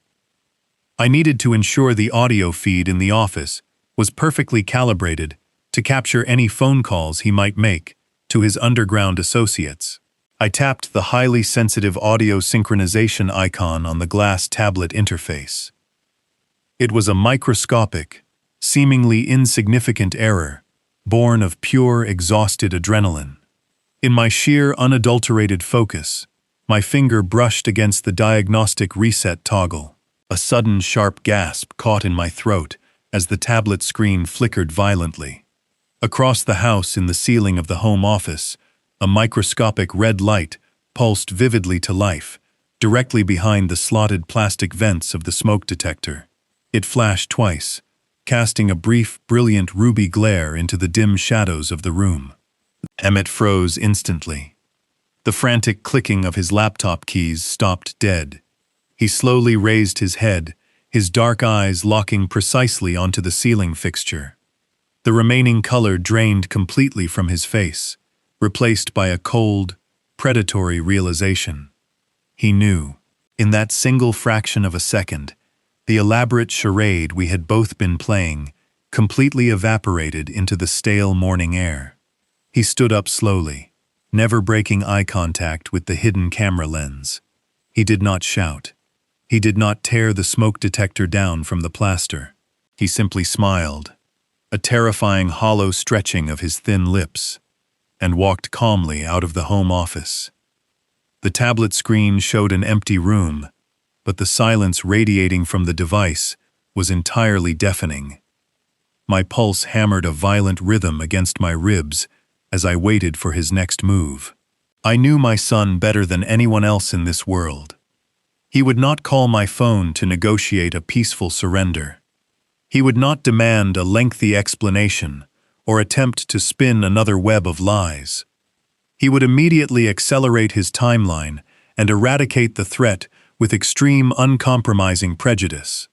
I securely tucked the encrypted tablet under my mattress and slipped a heavy steel wrench into the deep pocket of my trousers. I unlocked the guest bedroom door and walked out into the long, silent hallway, taking up a defensive position near the top of the grand oak staircase. The agonizing wait stretched through the remainder of the morning. Every single tick of the antique grandfather clock in the foyer sounded like a heavy iron hammer striking an anvil. I listened to the wind howling against the window panes, praying for strength. At exactly noon, the heavy brass deadbolt on the front door clicked sharply. The massive oak door swung open, hitting the wall with a violent, resounding crash that echoed throughout the entire estate. The pristine facade of the beautiful, grieving son was entirely and permanently gone. Emmett strode into the grand foyer, his face locked in a murderous, uncompromising glare. Sabine trailed nervously behind him, her usual polished arrogance completely replaced by twitching, frantic anxiety. She clutched her designer handbag against her chest like a shield, her eyes darting wildly around the empty foyer. But they were not alone. Flanking them were two massive, heavily tattooed men dressed in pristine white medical scrubs. They did not look like specialized psychiatric nurses. They moved with the heavy, disciplined gait of seasoned cartel enforcers, their eyes scanning the architecture of the house with cold, tactical precision. The thick muscles of their arms bulged against the thin cotton of their sleeves, and their posture screamed of impending lethal violence. The transport team had arrived 8 hours early, and they had absolutely no intention of taking my wife to a legitimate hospital. "Dad," Emmett barked, his voice echoing up the staircase with a harsh metallic edge. I stepped out of the shadows and stood firmly at the top of the stairs, looking down at the monsters invading my home. I did not slouch. I did not tremble. I stood tall, rolling my shoulders back, letting the 70-year-old victim persona burn away into ash. "I see your appointment schedule has miraculously opened up, Emmett," I replied, my voice echoing back down to him with absolute unwavering authority. Emmett glared up at me, his jaw clenching so hard I could hear his teeth grinding together. "The game is completely over, old man," Emmett snarled, taking a single aggressive step onto the bottom stair. "We are not waiting until tonight. The medical transport has arrived to collect my mother, and you are going to stand aside and let them do their job. If you interfere, the nurses have strict authorization to medically sedate you for your own safety." I looked past him to the two massive enforcers who had already reached into their scrub pockets, producing heavy pre-filled syringes. "They are not taking her anywhere," I stated coldly, gripping the wooden banister with a hand that had spent 40 years forging steel and concrete. "She is staying exactly where she is, and you are going to leave this property immediately." Sabine let out a high, hysterical laugh, stepping out from behind her husband's broad shoulders. "You are completely delusional, you old fool." Her expression twisted into a grotesque mask of arrogant amusement. She did not just smirk.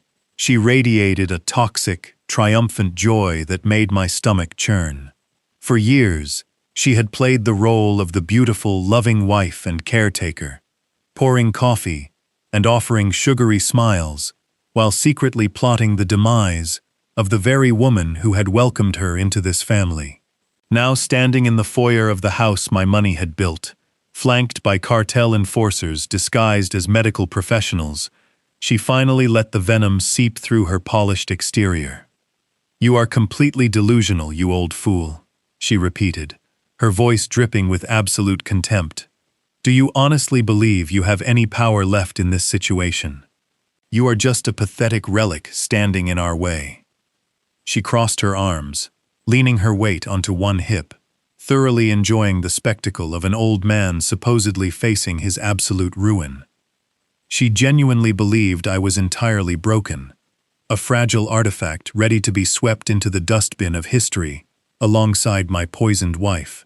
I looked past her painted face and focused my unwavering gaze directly on Emmett. My son stepped forward, his massive frame deliberately blocking the entire width of the grand oak staircase. He positioned himself like a prison warden, cutting off any potential avenue of retreat or escape. The two heavily tattooed men in pristine white medical scrubs mirrored his movements, shifting their weight and sliding their calloused hands into their pockets, their fingers undoubtedly curling around the heavy pre-filled syringes they had prepared for my wife. The air in the foyer grew incredibly dense, suffocatingly tight, with the promise of impending violence. Emmett stared up at me, his dark eyes entirely devoid of the boy I had raised, devoid of the young man I had sent to university, devoid of any shred of human empathy. He had fully embraced the monstrous persona he had cultivated in the shadows. He puffed out his chest, adjusting the collar of his expensive dress shirt, preparing to deliver his final crushing blow to the father he despised.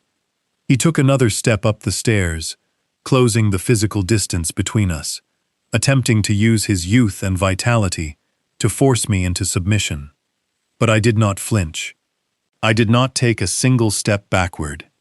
I stood anchored to the hardwood floor, channeling 40 years of ruthless corporate negotiations into my posture.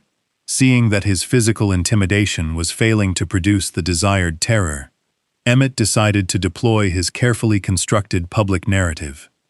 He turned his head slightly toward the open front door, raising his voice to an artificially booming theatrical volume. He wanted the two cartel thugs to hear it, and he wanted any neighbors walking their dogs or checking their mailboxes to hear it as well. "It seems the dementia must be completely contagious," Emmett announced loudly, his voice echoing off the high vaulted ceilings of the foyer with a sickening, manufactured sorrow. "This stress is just too much for his fragile mind. He is having a total psychotic break, Sabine. He needs to go to the psychiatric ward with Mom. They can share a room and receive the specialized cognitive care they both desperately require." The sheer audacity of his lie was breathtaking. He was actively laying the groundwork to have me permanently institutionalized right alongside Rosalind. He was painting a tragic, highly believable picture for the outside world of a devoted son forced to make the agonizing decision to commit both of his beloved parents due to rapidly advancing synchronized neurological decay. It was a flawless, impenetrable cover story designed to hand him absolute, uncontested control over the entirety of my estate.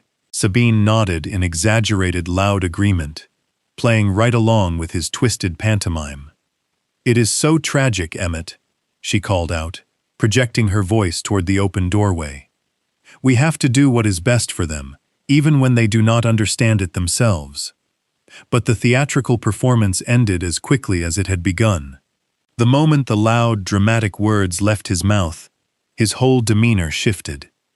The fake sorrow vanished from his eyes, replaced by a cold, calculating malice. He lunged up the final 3 stairs, moving with terrifying predatory speed, and crowded directly into my personal space. He grabbed the fabric of my cardigan with both hands, pulling me roughly forward. I let him pull me, ensuring he felt the illusion of physical dominance. He leaned his face in, so close to mine that I could smell the stale coffee and bitter mints on his breath. His lips brushed against my ear, and he lowered his voice to a harsh, barely audible whisper that sent a shard of pure ice directly into my spine. "You are going to hand over the original asset documents right now, old man," Emmett hissed, his voice vibrating with lethal, unrestrained aggression. "I checked the proxy papers you signed. You deliberately botched the signature block. You used your old invalid corporate variant. Did you really think my lawyers would not catch that pathetic little trick before we went to the bank? I know you have the primary titles and the raw financial ledgers hidden somewhere in this sprawling mausoleum. You are going to walk me directly to them, and you are going to sign them over legally, flawlessly, right this very second. If you do not comply, this entire narrative changes tonight." He tightened his violent grip on my collar, his fingernails digging painfully into my collarbone. "This house has incredibly old, highly unpredictable gas lines, Dad," Emmett whispered, every single syllable dripping with murderous intent. "It would be a catastrophic, devastating tragedy if a massive explosion suddenly leveled the entire property while we were out finalizing the psychiatric transfer paperwork. A tragic, unpredictable accident, killing a crippled mother and her senile, helpless husband in the middle of the night. It would be such a terrible shame, but these things happen to old houses. No one would ever question the structural failure." I stared into the black, soulless eyes of the man I had helped bring into this world, feeling the cold steel of the heavy wrench resting deep inside my trouser pocket. He had fully confessed to his willingness to burn his own parents alive, simply to cover his staggering financial failures. There was absolutely no shred of humanity left inside him to salvage. I did not break eye contact as his foul breath washed over my face. I needed to keep him completely focused on me, completely confident in his fabricated superiority, so he would not notice the silent, blinking light of the microcamera, mounted perfectly within the smoke detector, directly above his head. He had just delivered his ultimate murderous threat on a crystal-clear audio feed that was currently transmitting directly to my secure offshore servers in real time. The trap was now fully complete. Every single piece of leverage he thought he possessed was completely worthless. I very slowly raised both my trembling hands in a calculated, highly feigned gesture of absolute utter submission and total surrender. "Okay, Emmett," I whispered, letting a single tear fall. "You win."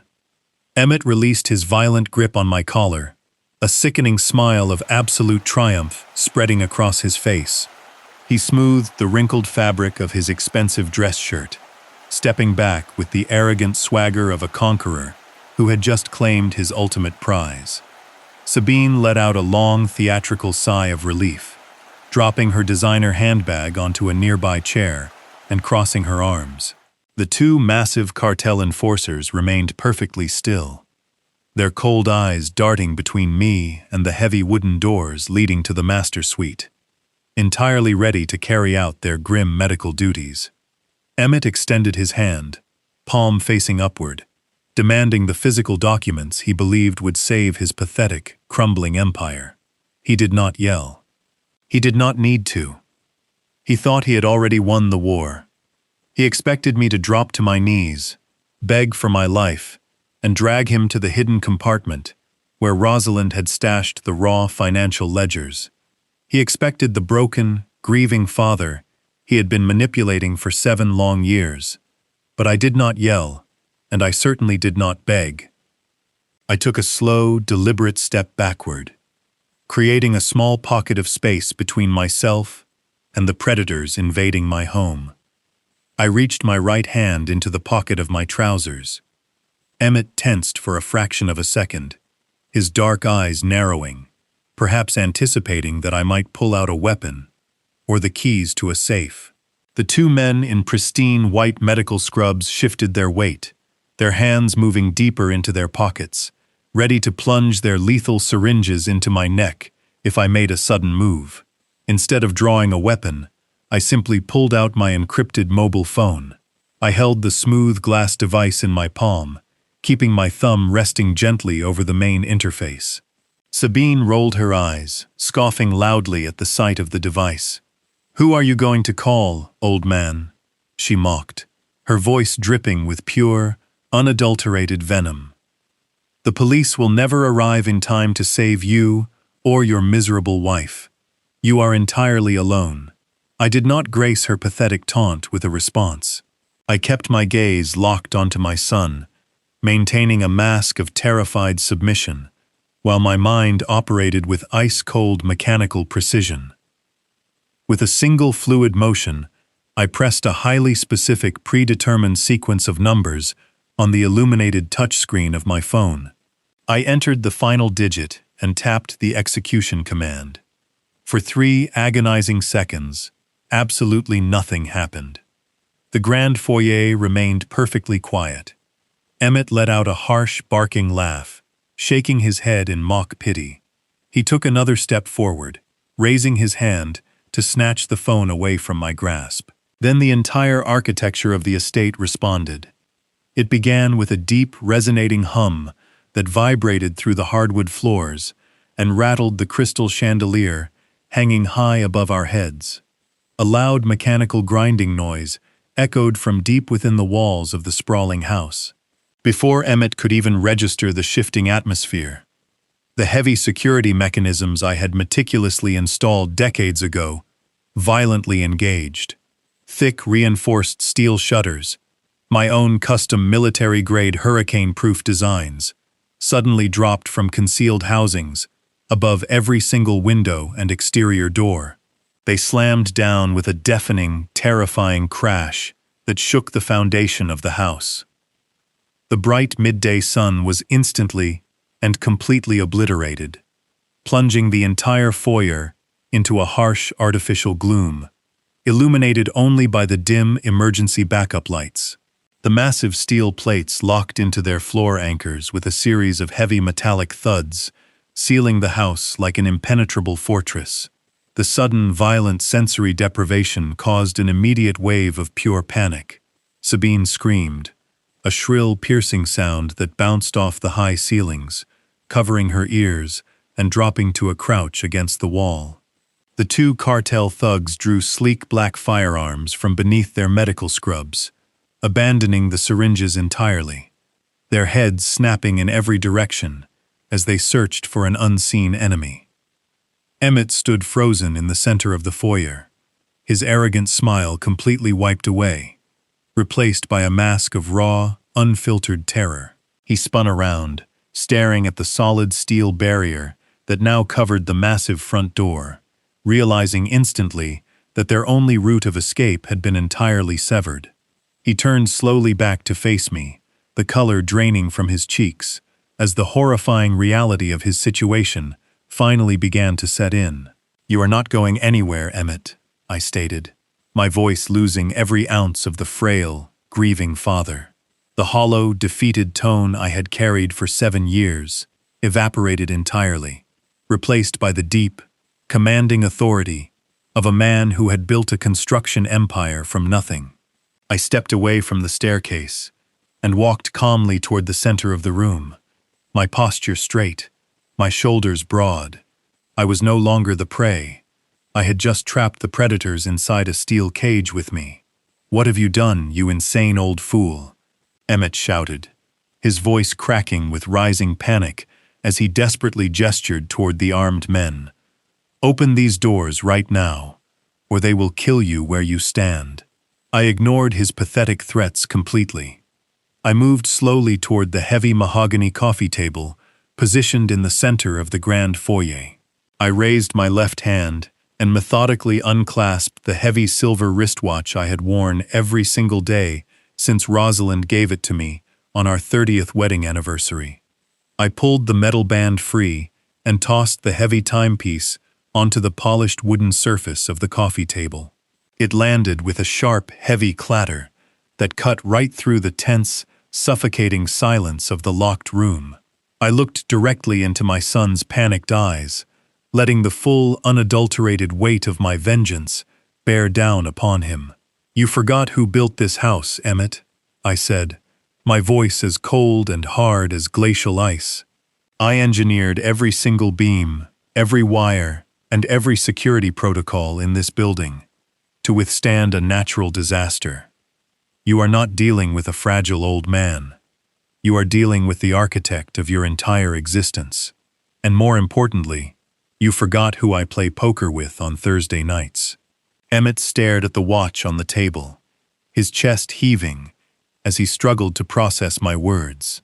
"That watch is an active, highly encrypted FBI audio transmitter," I explained, pointing down at the glowing dial. "My old friend Quill is not just a street contact. He is a retired federal agent with ties to the Financial Crimes Division. Exactly 12 hours ago, Quill handed your complete, unedited cartel ledger over to a federal task force.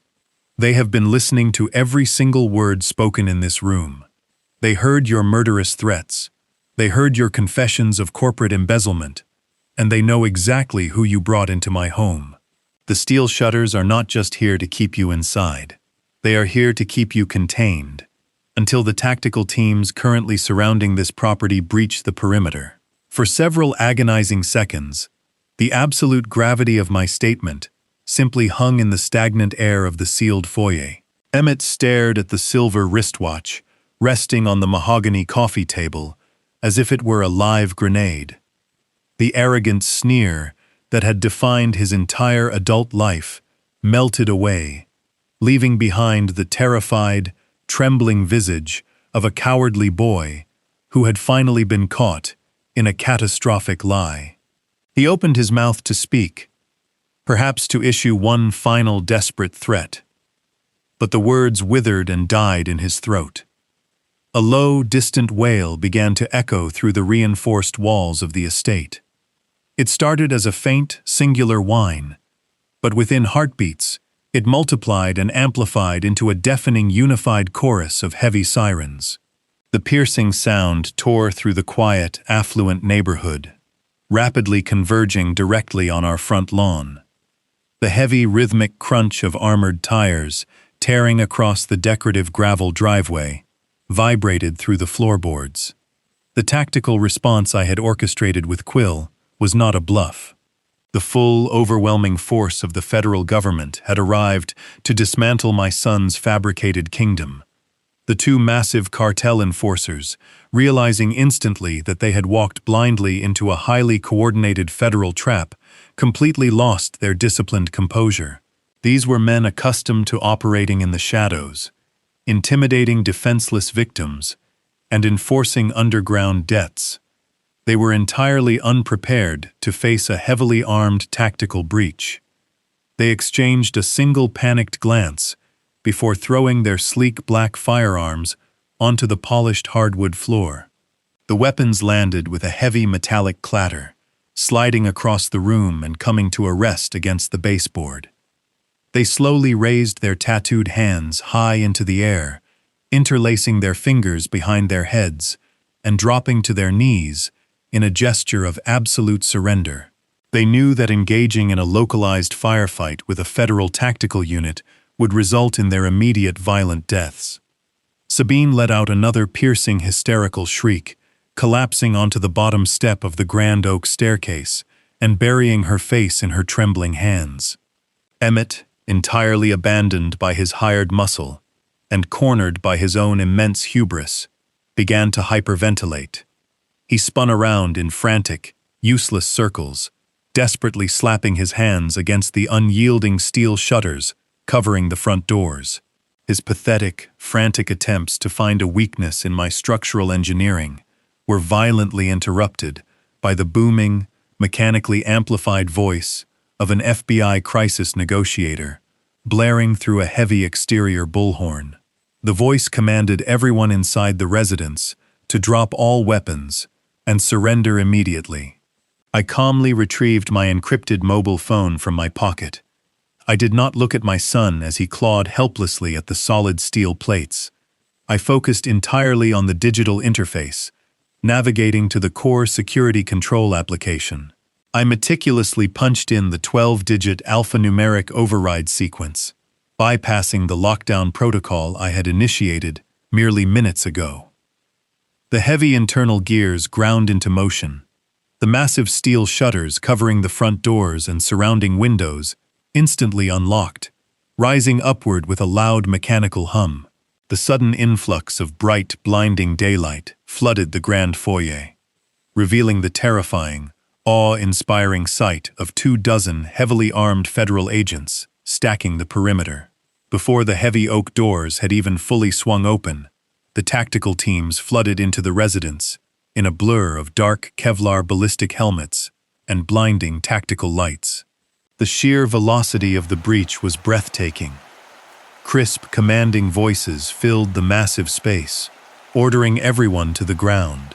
Red laser sights painted the chests and foreheads of the intruders. The two cartel enforcers were violently subdued in a matter of seconds, heavy zip ties securing their wrists as they were dragged roughly toward the exit. Sabine was hauled up from the stairs, screaming incoherently as cold steel handcuffs were ratcheted tightly around her delicate wrists. Emmett offered absolutely no physical resistance.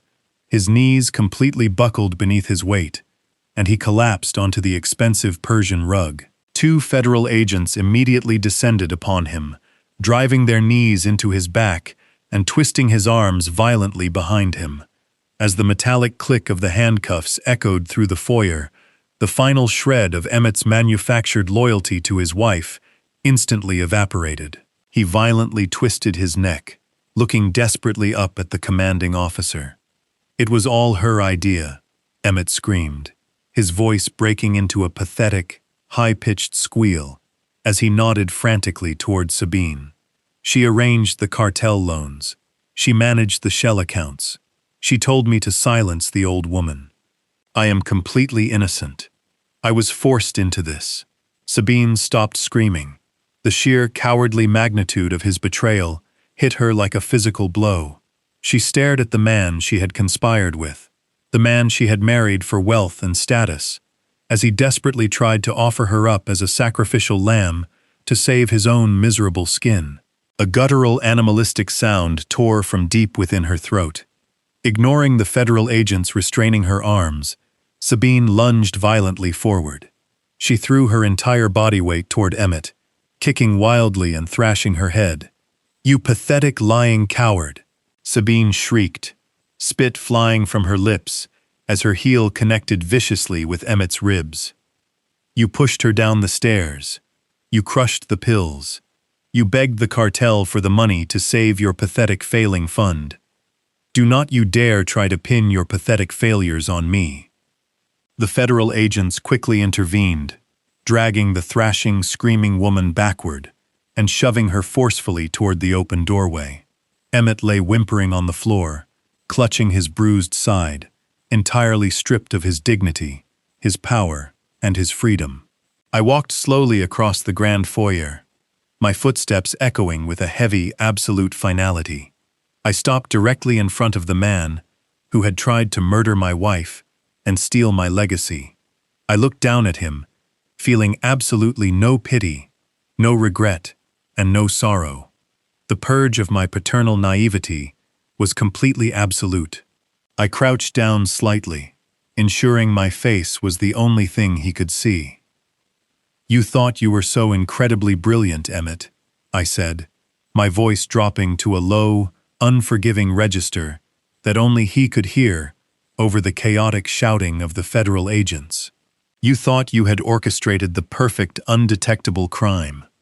You thought you could simply silence your mother, sedate your father, and walk away with a massive multi-million-dollar empire to fund your pathetic, hollow existence. But you fundamentally misunderstood the very foundation of this entire family. You underestimated the intelligence of the woman you tried to kill, and you underestimated the absolute merciless resolve of the man you tried to rob. Emmett looked up at me, his eyes brimming with a desperate, pathetic hope. I leaned in, dropping the final devastating bomb on his shattered reality. That absolute power of attorney you forced me to sign is legally void, I whispered coldly. I used my designated corporate duress signature. You get absolutely nothing today. He was dragged away, facing massive federal charges for attempted murder, severe elder abuse, and underground racketeering. The heavy steel doors of the transport van slammed shut, swallowing the frantic screams of the son I once loved. I stood on the cold gravel of my driveway and watched the flashing red and blue lights disappear into the distance. The suffocating nightmare that had consumed my entire world for 7 agonizing years was finally over. The intense rush of adrenaline slowly faded, leaving behind a profound, resonating exhaustion that settled deep into my bones. The massive estate behind me, once a monument to my success, now felt entirely hollow. It had been the silent stage for a gruesome betrayal, a place poisoned by Emmett's relentless greed. I knew I could never live within those walls again.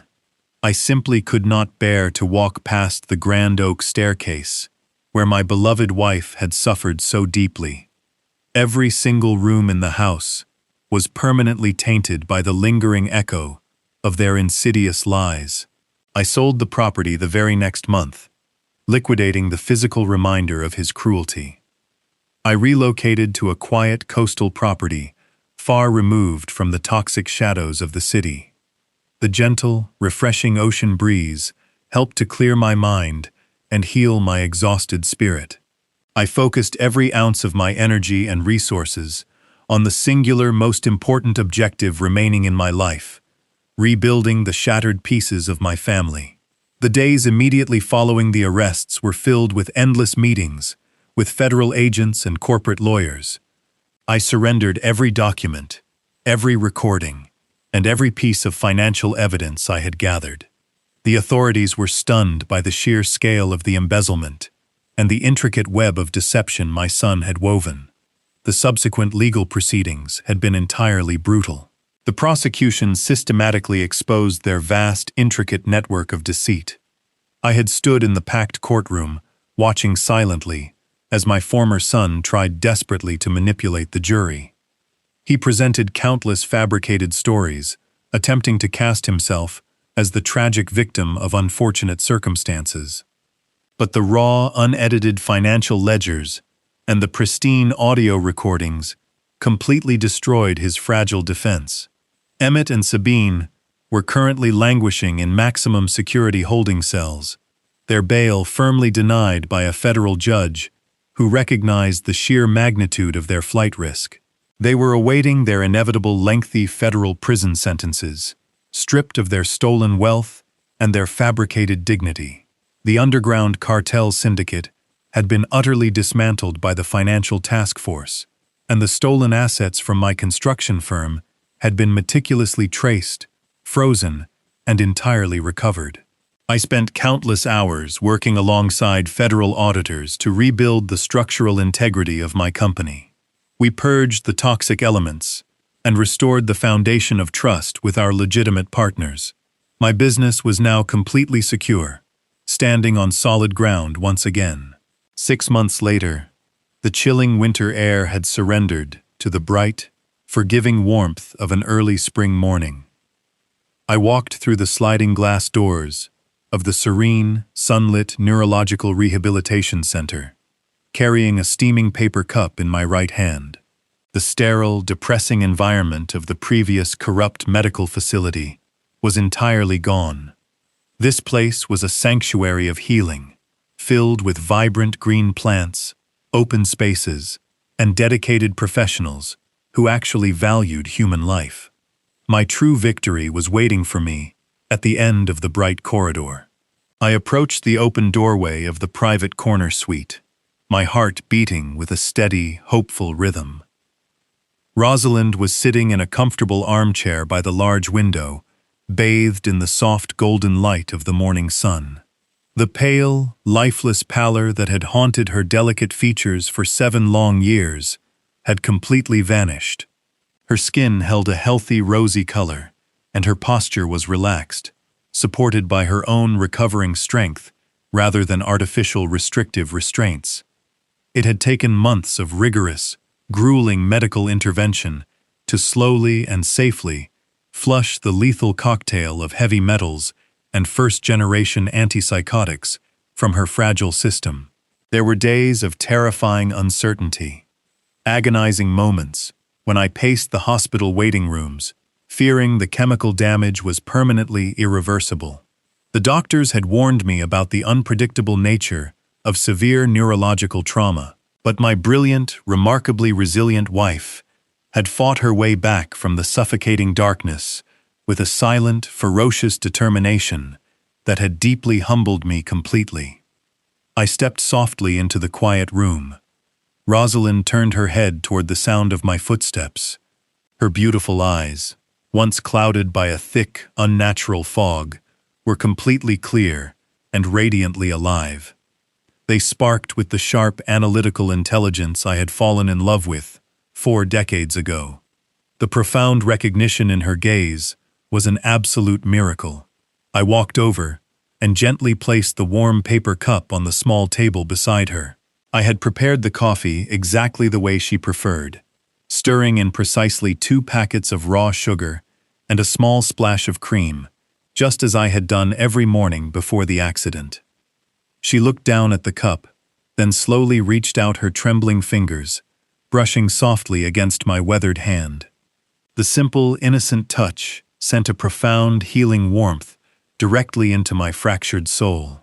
She wrapped her fingers around the warm cup, steadying her grip before lifting it carefully to her lips. She took a slow, deliberate sip, closing her eyes for a brief moment to savor the simple, reclaimed pleasure of a familiar routine.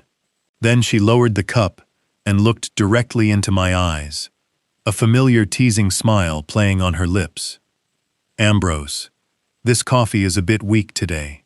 A sudden, overwhelming wave of pure emotion crashed through my chest, shattering the final remnants of my stoic facade. The simple, beautifully coherent sentence was the greatest sound I had ever heard in my entire life. I knelt down beside her chair, wrapping my arms gently around her shoulders, as hot, silent tears finally spilled over my cheeks.